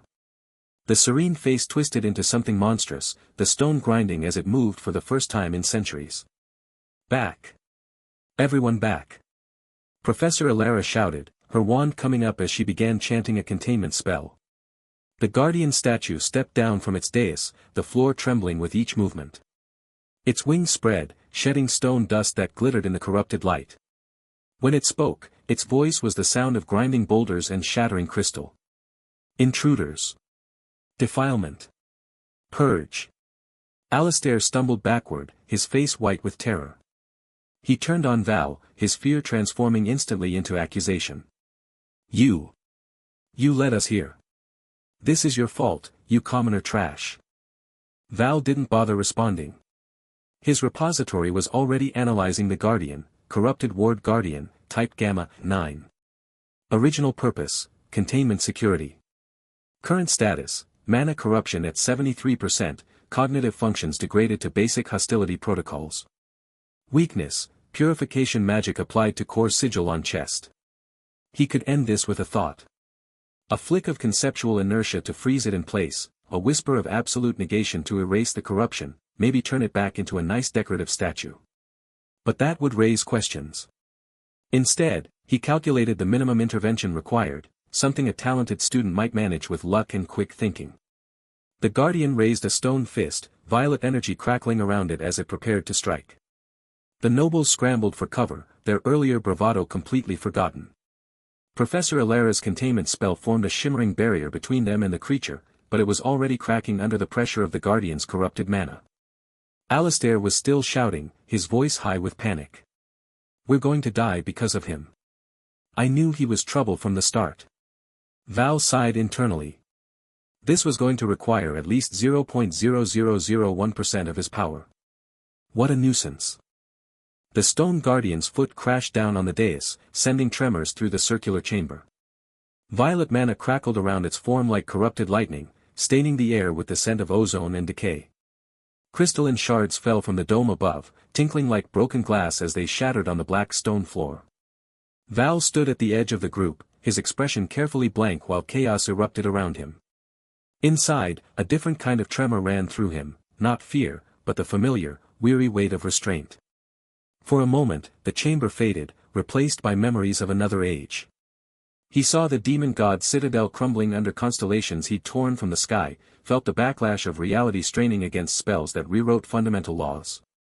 Back then, power had been a tool, a responsibility, and finally, a burden so heavy that faking his own death had felt like relief. Now, hiding in a student's robes, that burden had become a constant, grinding pressure. Every instinct screamed to end this farce, to unleash a fraction of his repository and reduce the Guardian to dust so fine it would never reform. But doing so would mean exposing himself, appending the fragile piece he'd built, and likely collapsing this chamber, and possibly the academy above, into a singularity of his own making. Quiet, he told the part of his soul where the repository hummed. Not yet. Around him, the nobles were in disarray. Alistair had backed against a wall, his face pale beneath its usual arrogance. "This is your fault," he shouted at Val, though his voice trembled. "You led us here." Lady Seraphina clutched her wand with white-knuckled hands, murmuring reinforcement spells that barely held against the Guardian's aura. Lord Theron stood beside her, attempting to coordinate a defensive formation, but the other nobles, Edwin among them, were too panicked to listen, their movements chaotic and uncoordinated. Professor Alara stood between the students and the Guardian, her hands weaving complex sigils in the air. "Fall back," she commanded, her voice strained. "Form a barrier at the chamber entrance." But the Guardian was already moving. It raised one massive stone arm, and violet energy coalesced into a swirling orb above its palm. The air grew cold, so cold that frost spiderwebbed across the floor and up the walls. The noble's breath fogged in the sudden chill. Val watched, calculating. The Guardian's attack pattern was primitive, a brute force mana discharge, corrupted by whatever taint had seeped into this place from the demon god's war. In his repository, thousands of counters flickered through his mind, absolute negation to erase the spell from existence, arcane recall to unravel its structure, even a simple mana redirection to turn it back on itself. Each would be effortless. Each would be catastrophic here, in this enclosed space, with these fragile witnesses. He needed something subtler. As the Guardian hurled the violet orb, time seemed to slow for Val. He didn't move, didn't gesture, didn't even whisper an incantation. Instead, he reached into the repository and drew forth a spell he hadn't used in centuries, subtle reinforcement. It was a delicate thing, woven from concepts of stability and persistence. It didn't create shields or barriers, it strengthened what was already there, threading imperceptible strands of reinforced reality through existing magical defenses. The cost was minimal, a slight drain on his stamina, like holding a heavy book for too long, but the effect was profound. Professor Alara's barrier, a shimmering wall of blue light, flared as the violet orb struck it. Cracks appeared instantly, spreading like lightning across glass. The nobles screamed, huddling together as the barrier groaned under the strain. But it held. The violet energy dissipated against the reinforced shield, scattering into harmless motes of light that faded against the stone. The barrier remained, though it flickered weakly. Professor Alara staggered, sweat beading on her forehead. "How?" she murmured, glancing at her hands as if they belonged to someone else. Alistair stared, his mouth agape. "You got lucky," he spat at Val, though his eyes betrayed confusion. The professor's barrier was stronger than it looked. Val didn't respond. He was already assessing the Guardian's next move. The creature seemed puzzled by the failed attack, its stone head tilting as if processing unexpected data. Violet mana pulsed more violently around it, and cracks spread across its body, glowing from within like fissures in a volcano. Then, from his pocket, Val felt a vibration. His sentient spellbook, disguised as a worn leather notebook, was trembling urgently. He slipped a hand inside, letting his fingers brush its pages. Words formed in his mind, the book's voice dry and sarcastic even in crisis. Well, this is tedious. The Guardian's corruption is deep, rooted in a sacrificial binding ritual from the war. It's not just hostile, it's suffering. A perpetual agony made stone. Val kept his face neutral. Can it be stopped without revealing me? Possibly. There's a purification sequence in your repository, Forbidden Harmony of Unmaking. It disentangles corrupted mana from its host without collateral damage. But accessing it, the book's tone grew uncharacteristically serious. It requires tapping into a deeper layer of your power. Not much, but enough that someone like Elara might sense the conceptual disturbance. The headmages certainly would. Val's jaw tightened. He'd used subtle reinforcement precisely because it left no signature, blending seamlessly with existing magic. But Forbidden Harmony was different, it was a spell from the war, one that had cleansed battlefields of demonic residue. Its activation would ripple through local mana fields like a struck bell. Before he could respond, the Guardian moved again. This time, it didn't attack with a focused orb. Instead, it slammed both stone fists into the ground, and a wave of dark energy erupted outward, not a projectile, but an expanding sphere of pure negation that drained light, heat, and sound from the air. The chamber plunged into near darkness, lit only by the Guardian's violet glow and the weak flicker of Elara's barrier. The wave hit the shield, and this time, there was no resistance. The barrier shattered like ice under a hammer, dissolving into sparkling dust. The dark energy rolled onward, slower now but unstoppable. Nobles screamed as it touched them, not burning, but leaching the warmth from their skin, the strength from their limbs. Edwin collapsed, gasping. Seraphina's wand fell from nerveless fingers. Theron tried to cast a counterspell, but the words died on his lips as the energy sapped his mana. Professor Elara raised her hands, chanting desperately, but her spells unraveled before they could form. The dark energy was inches from her, then from Val. And the spellbook's warning screamed in his mind. Now or never, Valerius. Forbidden Harmony, or watch them all become hollow shells. But if you cast it, they'll know something's wrong. Val stood very still. The dark energy washed over him, and he felt its effect, a cold, draining pull that would have left a normal mage unconscious in seconds. His conceptual inertia negated it effortlessly, the corruption sliding off him like water off stone. But around him, his classmates were falling, their faces slack with terror and exhaustion. Alistair met his eyes across the chamber, and for a moment, the noble's arrogance was gone, replaced by raw, animal fear. Val looked at the Guardian, at its glowing violet cracks, at the agony in its stone posture. He thought of the quiet life he wanted, the boring classes, the mediocre pudding, the simple anonymity. He thought of the weight he carried, and the weight of doing nothing. His hand tightened around the spellbook. How much of a risk? Enough, the book replied grimly. The headmages monitor conceptual shifts. This spell, it's a whisper from the war. They'll hear it. The Guardian took another step forward, raising its fists for a final, crushing blow. The dark energy coalesced around it, preparing to unleash a wave that would leave nothing but dust and silence. And Val made his choice. The corrupted Guardian's violet eyes burned like dying stars, casting jagged shadows across the black stone chamber. Its stone limbs groaned with each deliberate step, the sound echoing through the circular space like the grinding of ancient tectonic plates. Around Val, the nobles huddled together, their earlier bravado evaporated into trembling whispers and panicked breaths. Alistair stood at the front of the group, his face pale beneath the crystal dome's eerie light. This is your fault, commoner, he spat, though his voice wavered. Your lucky paths led us straight to this thing. Val ignored him. His mind was a whirlwind of calculations, each more precise than the last. The "been there" cast that repository hummed in his soul, offering solutions with terrifying efficiency. He could see them all, celestial sundering, would reduce the Guardian to dust in a microsecond. Reality fracture would unravel its corrupted mana at the conceptual level.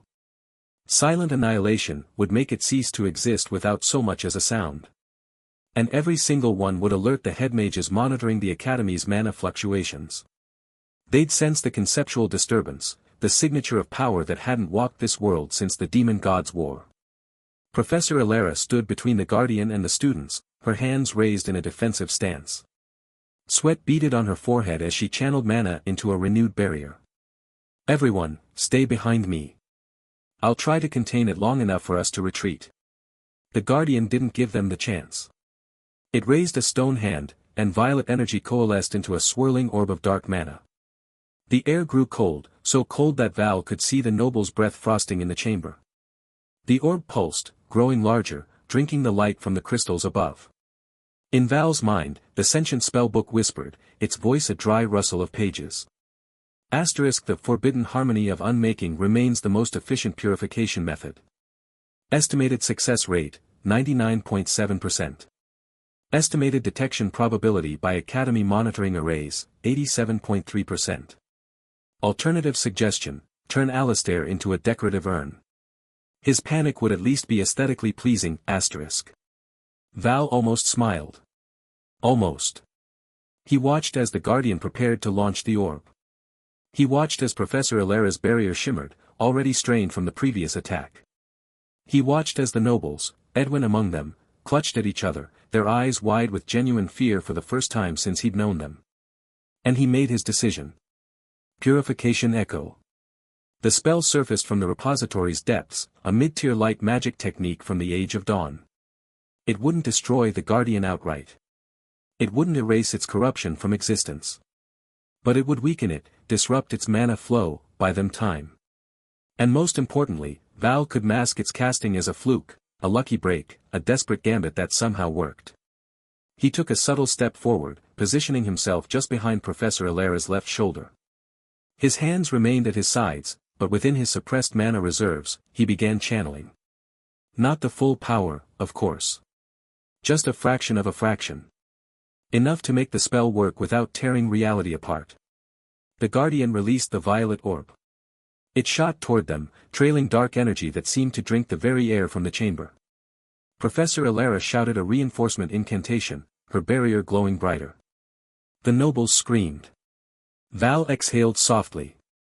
And cast. No grand gestures. No dramatic incantations. Just a subtle pulse of ancient light magic, woven so delicately into the fabric of the chamber's existing mana that even Professor Elara wouldn't notice its origin. It emerged not as a beam or a blast, but as an echo, a resonant frequency that harmonized with the Guardian's corrupted core and amplified the natural purification properties of the dungeon's stone. The violet orb struck the barrier. For a heartbeat, nothing happened. Then the orb shuddered. Its dark energy wavered, flickering like a dying candle. Cracks of pure white light spiderwebbed across its surface, spreading from within as the purification echo took effect. The Guardian staggered back, its stone feet scraping against the dais. A low, grinding groan escaped what passed for its mouth. The violet glow in its eyes dimmed, replaced by flickers of dull gray. The corruption wasn't gone, Val could still feel its malevolent presence, but it had been weakened, disrupted. Professor Elara's barrier held, though it shimmered violently. She stared, bewildered, as the violet orb dissipated into harmless motes of light. What, how? It must have been unstable. Edwin blurted out, his voice shrill with relief. The mana composition, I read about this. Sometimes corrupted constructs overload. Alistair wasn't convinced. His eyes narrowed, darting between Val and the weakened Guardian. Coincidence, he muttered, but there was doubt in his tone now. A seed of uncertainty planted by something he couldn't explain. Val felt the cost immediately. Not physically, the mana expenditure was negligible by his standards, but in the delicate balance he maintained. Suppressing 99.999% of his power was like holding back an ocean with a dam of toothpicks. Every spell, no matter how small, risked a leak. And Purification Echo, while mid-tier, had required him to momentarily lower his internal barriers just enough to channel it properly. For a fraction of a second, he'd been less careful. And in that fraction, something had shifted. The Guardian wasn't defeated. It recovered, its violet eyes reigniting with renewed, though diminished, fury. It raised both stone hands now, and the chamber trembled. Cracks spread across the walls, and from them seeped tendrils of dark mana that snaked toward the students. "Fall back," Professor Alara commanded, her voice cutting through the panic. "Toward the entrance. Now." The nobles scrambled, their earlier cohesion shattered. They pushed and stumbled over each other in their rush to retreat. Alistair found himself near the chamber's western wall, where ancient reliefs depicted forgotten battles from the demon god's war. Among the carvings, half hidden in shadow, something glinted, a small, obsidian dagger embedded in the stone. Its blade was etched with runes that seemed to drink the light around it. Val's pathfinding insight flared a warning, but it was too late. Alistair's eyes locked on the dagger. Desperation overrode caution. If he could claim a relic, prove his worth, maybe salvage some honor from this disaster. Maybe even turn it against Val. "A weapon," he shouted, reaching for it. "This might stop it." "Don't touch that," Professor Alara cried, but her warning was lost in the chaos. Alistair's fingers closed around the hilt. The moment he pulled it free, the runes ignited with sickly green light. A wave of cursed energy exploded outward, so potent that even Val felt it ripple against his conceptual inertia. The dagger wasn't a weapon, it was a seal. And Alistair had just broken it. The chamber shook violently. The crystal dome above cracked, shards raining down like frozen tears. From the walls, more portals began to tear open, jagged rifts in reality that pulsed with the same corrupted violet mana as the Guardian. And from deep within the dungeon, something ancient and hungry began to stir. The Guardian, sensing the shift, let out a roar that shook dust from the ceiling. But it wasn't looking at the students anymore. Its violet eyes were fixed on the expanding rifts, as if recognizing a greater threat. Alistair stared at the dagger in his hand, its green light reflecting in his wide, horrified eyes. The cursed relic had fused to his skin, tendrils of dark energy crawling up his arm. What have I done?" Val watched it all unfold with the weary resignation of someone who'd seen this story play out 1,000 times before. Of course the noble had grabbed the cursed artifact. Of course it had made everything worse. The repository offered a dozen ways to contain the spreading corruption, but each carried the same risk, exposure. And now, with the dungeon awakening around them and Alistair bound to a cursed relic, the cost of concealment was about to become infinitely higher. The chamber shook with a violence that made the crystal dome overhead crackle like breaking glass. Alistair stood frozen at the center of it all, his right hand fused to the obsidian dagger he'd pulled from the wall. Dark energy crawled up his arm in branching patterns, pulsing with the same violet light that now blazed from the stone guardian's eyes. Val watched from the edge of the chaos, his expression carefully arranged into what he hoped looked like appropriate student panic. Internally, he was calculating containment protocols. The dagger wasn't just a cursed relic, it was a seal key, and Alistair had just turned it in the wrong direction. "Oh, splendid," his sentient spellbook whispered from within his robes, its pages vibrating against his chest. "The Duke's idiot son has managed to amplify a corrupted guardian while simultaneously awakening whatever nightmare this dungeon was built to contain. I'm revising my pottery suggestion to include turning him into a particularly ugly garden gnome." Around them, the nobles were screaming. Not the dignified, heroic shouts of battle-trained mages, but the high-pitched, undignified shrieks of teenagers who'd never faced real danger. Professor Alara was trying to maintain order, her hands weaving containment sigils that flickered and died against the growing tide of corrupted mana.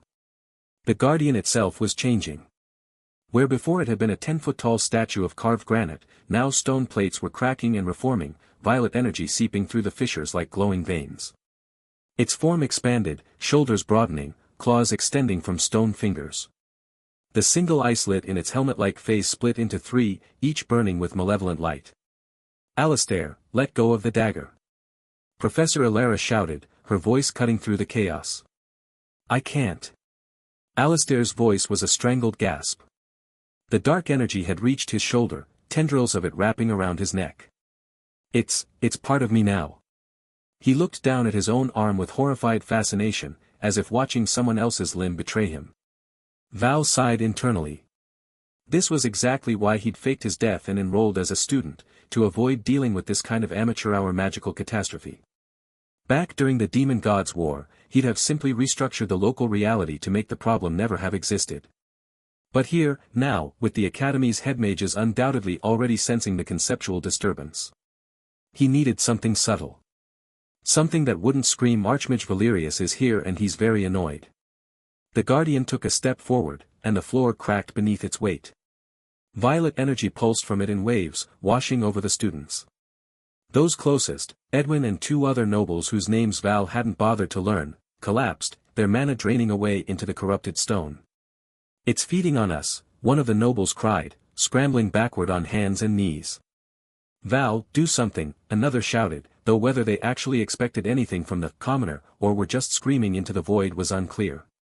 Professor Ilera tried another containment spell, this one a lattice of golden light that descended toward the Guardian. The mutated stone creature simply raised a hand, and the lattice shattered like spun sugar. The backlash knocked her off her feet.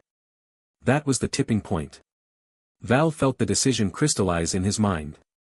Not because he particularly cared about the nobles, most of them deserved whatever came to them, but because if the Guardian breached this chamber, if whatever ancient thing Alistair had started awakening fully emerged, well, the cafeteria pudding would definitely suffer. And he'd been looking forward to trying the caramel swirl they'd promised for tomorrow. He closed his eyes for half a second, accessing the repository. Not the deep archives, not the forbidden harmonies or the reality warping protocols, but the utility section. The spells designed for containment, for control, for making sure idiots didn't accidentally end the world. Dimensional Anchor. He cast it not with a grand gesture or incantation, but with a thought, a subtle redirection of the ambient mana already swirling through the chamber. The spell cost him focus, a significant mental strain as he carefully calibrated it to affect only the immediate area, to lock space without distorting time, to create boundaries without visible barriers. The effect was immediate but nearly imperceptible. The shaking stopped. The cracks in the walls ceased spreading. The portals that had begun tearing open in the chamber walls, glimpses of other, darker places, froze in mid-ripple, held in stasis. Only the Guardian and Alistair seemed unaffected by the spatial lock, the dagger's connection to the creature creating a feedback loop that existed outside normal dimensional constraints. What happened?" one of the nobles whispered, noticing the sudden stillness. Professor Ilera pushed herself up, her eyes scanning the chamber with professional assessment. "The spatial integrity, it's been stabilized." "But how?" Val kept his face carefully blank, his posture that of a terrified student trying not to hyperventilate. Inside, he was already preparing the next step. Dimensional Anchor would contain the immediate area, prevent the corruption from spreading, but it wouldn't stop the Guardian itself. And the creature was gathering power, drawing energy from both Alistair's cursed connection and whatever ancient source lay deeper in the dungeon. The Guardian raised both hands, and violet energy coalesced between them, forming a sphere of crackling darkness that hummed with enough power to vaporize stone. The air grew heavy, thick with ozone and the scent of burnt magic. "It's going to kill us all." Edwin screamed, trying to scramble backward but finding himself pressed against the now solid spatial boundary. Val accessed the repository again. Conceptual Weakening.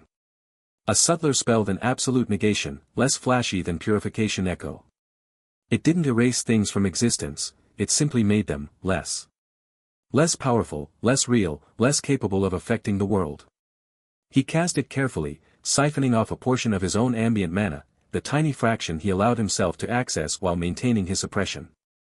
The cost was noticeable, a slight drain that left him feeling like he'd run up several flights of stairs, but nothing that would register as abnormal for a student. The effect on the Guardian was gradual. The violet sphere between its hands didn't vanish, but it dimmed, shrinking from the size of a carriage wheel to that of a dinner plate. The energy crawling up Alistair's arms slowed, the tendrils retracting slightly from his neck. The Guardian itself seemed to sag, as if suddenly remembering the weight of its own stone form. "It's weakening," Professor Ilera shouted, seizing the opportunity. "Everyone, containment spells. Focus on restricting its movement." The nobles, to their credit, tried. Or at least, those who hadn't collapsed from mana drain tried. A dozen different spells flew toward the Guardian, webs of light, chains of force, barriers of shimmering energy. Most shattered on contact with the creature's corrupted form, but a few held, tangling around its legs and arms. The guardian roared, a sound like grinding stone and tearing reality, and struggled against the bindings. With each movement, the spells holding it frayed and broke, but the delay gave Professor Alara time to help the collapsed students to relative safety near the chamber's entrance. Alistair remained at the center of it all, his eyes wide with a mixture of terror and something else, a dark fascination as he watched the energy pulse through his arm. "I can feel it," he whispered, loud enough for those nearby to hear. "The power, it's incredible." "You fool," Professor Alara snapped, her professional demeanor cracking for the first time. "That's not power, it's corruption. It's eating you alive." She tried to approach him, but a pulse of dark energy from the dagger forced her back. Val watched the exchange, his mind already calculating timelines. The dimensional anchor would hold for maybe 10 minutes at this intensity. The conceptual weakening was slowing the Guardian, but not stopping it. And Alistair. He looked at the Duke's son, really looked at him for the first time since this whole dungeon expedition began. The arrogance was still there, the entitled certainty that the world existed for his benefit. But beneath it, something new had taken root, a hunger.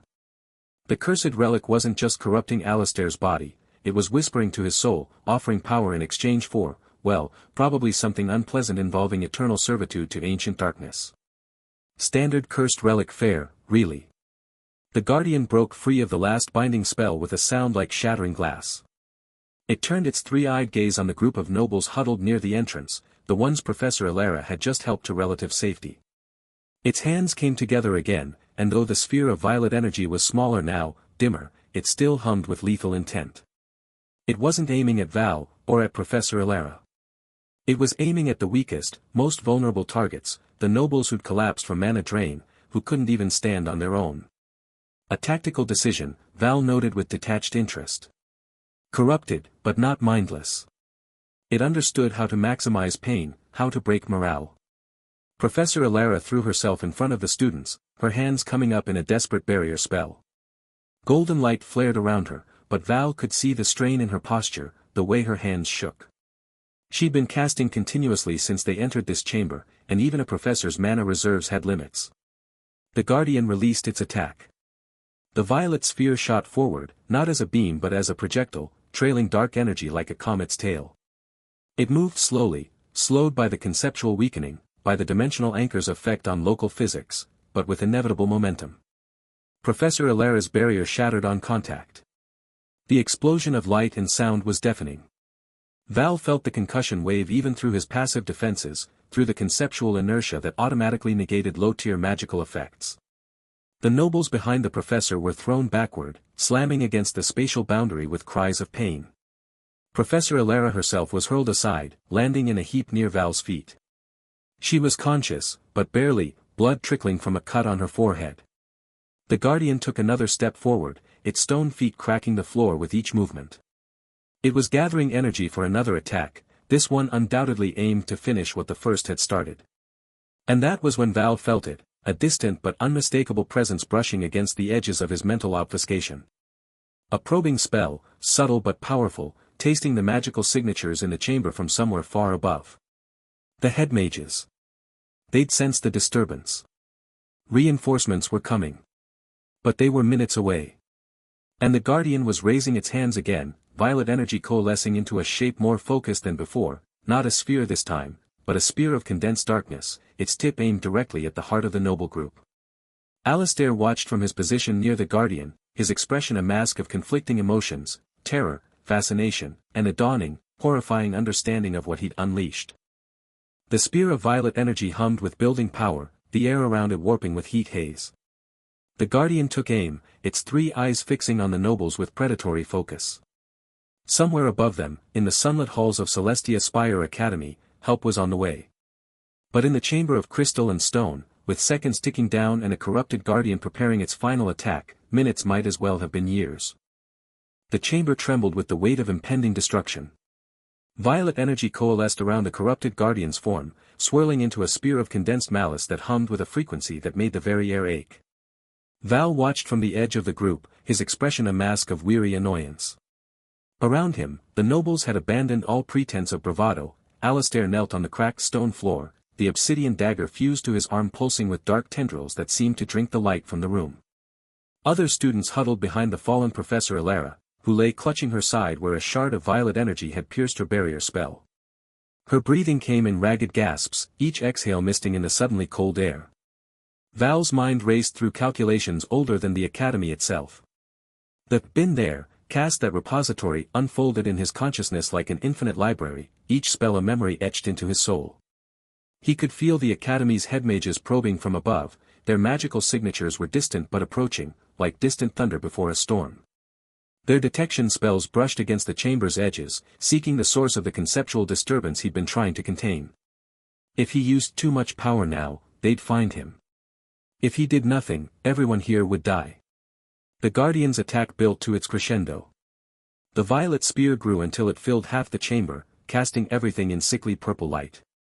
Cracks spread across the stone walls like spiderwebs, and the floor began to dissolve into dark mist where the energy touched it. Alistair screamed, not in defiance, but in pure terror, as the dagger on his arm glowed brighter, feeding the Guardian's power with his own dwindling life force. Options? Val thought, though he already knew the answer. His sentient spellbook, disguised as a simple leather-bound notebook in his satchel, vibrated against his side. The forbidden harmony of unmaking would erase this entire chamber from existence, it whispered directly into his mind, its voice dry and academic. Clean, efficient, and utterly detectable. The headmages would sense conceptual erasure on that scale from 3 realms away. Not helpful, Val replied mentally. Alternative, Apocalypse's memory. A purification spell from the Third Age, designed to cleanse corruption born of demonic pacts. Requires substantial sacrifice of your suppressed power reserve, approximately 12% of your current containment buffer. Side effects include temporary weakening of concealment spells, possible detection by high-tier scanning magic, and extreme fatigue. Success probability against this specific corruption, 97.4%. Val sighed inwardly. 12%. That was more than he'd used in centuries.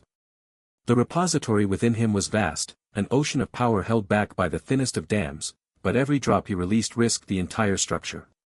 He remembered the last time he'd tapped that deeply, a village had become a crater, a mountain had turned to glass, and he'd had to rewrite local reality to cover his tracks.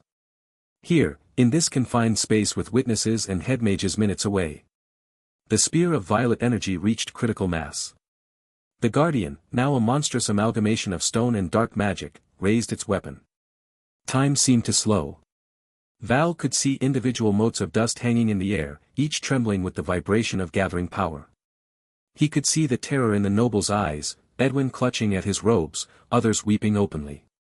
He could see Professor Elara trying to form another barrier spell with shaking hands, the mana fizzling at her fingertips. He could see Alistair's face, pale and streaked with sweat, the cursed relic on his arm having drained him of color and vitality alike. Fine, Val thought. But we do this quietly. He didn't move from his position near the chamber's entrance.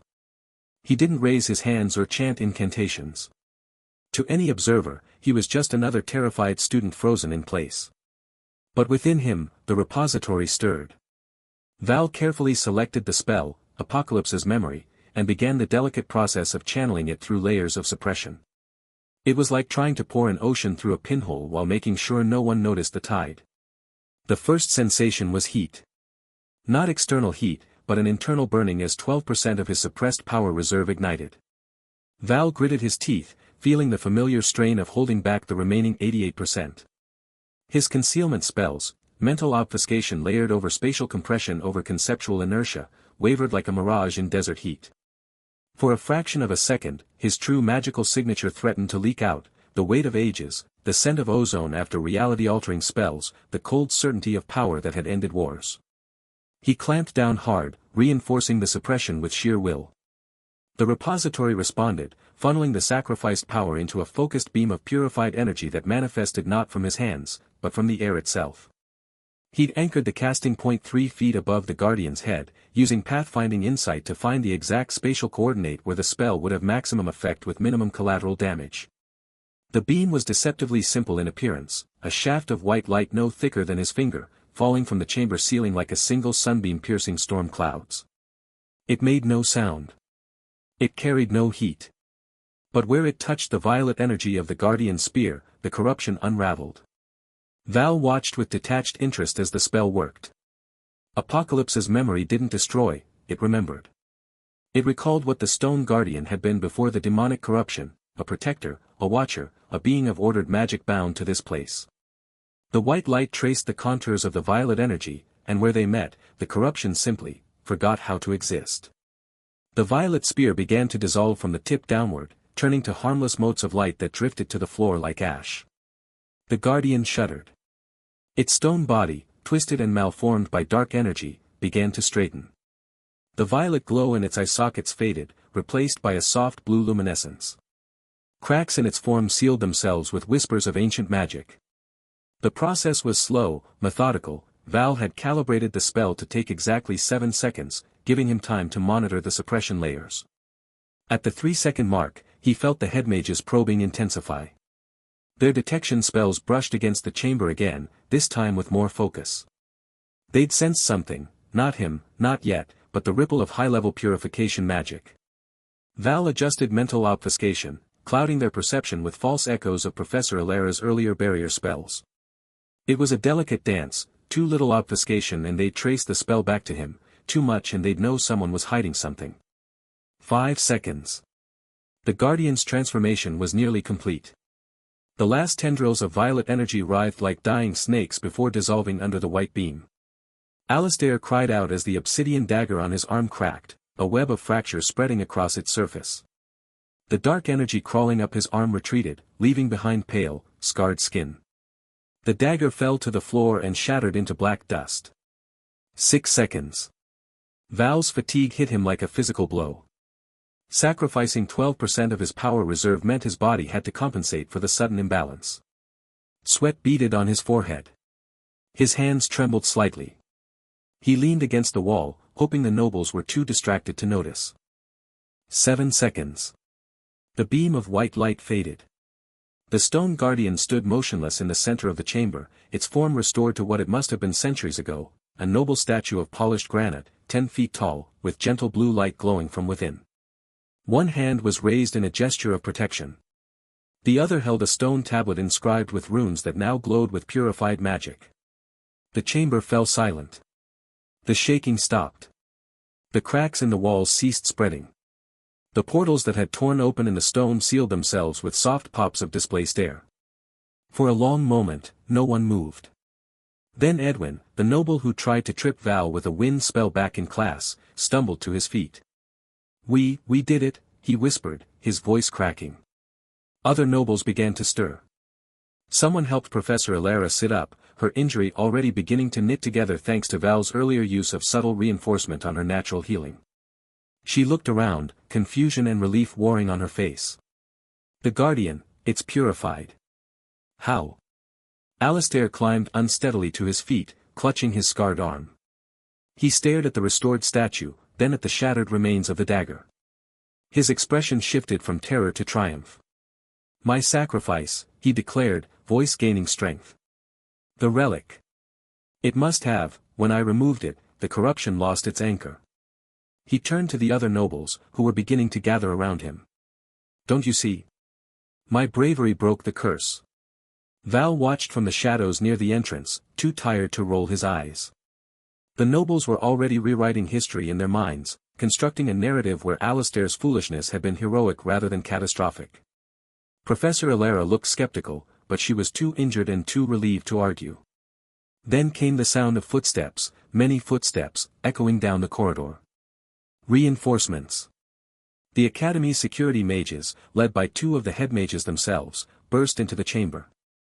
They were an impressive sight, robes of deep blue embroidered with silver threads, staves glowing with prepared spells, faces set in grim determination that melted into confusion as they took in the scene. The head mage in front, an elderly woman with eyes that held the weight of centuries, scanned the chamber with a practiced gaze. Her detection spells washed over everyone present. Val felt them brush against his weakened concealment, testing, probing. He held perfectly still, letting conceptual inertia do its work. The spell made low-tier magic slide off him like water off stone, and the head mage scan was designed to detect active threats, not hidden archmages. After a moment, her attention moved on. "Report," she commanded, her voice echoing in the sudden quiet. Professor Alara began to explain, haltingly, about the field trip, the Guardian, the corruption. Alistair interrupted repeatedly, embellishing his own role. Other nobles chimed in with increasingly dramatic accounts of their bravery. Val used the distraction to slip backward, through the chamber entrance, into the corridor beyond. No one noticed him go. He walked slowly, each step requiring effort. The fatigue was deeper than he'd anticipated, not just physical, but magical. The repository within him felt lighter. Not dangerously so, but noticeably. He'd have to rebuild that 12% buffer, which meant days of careful meditation and power suppression. More boring work. His spellbook vibrated again. Interesting, it whispered.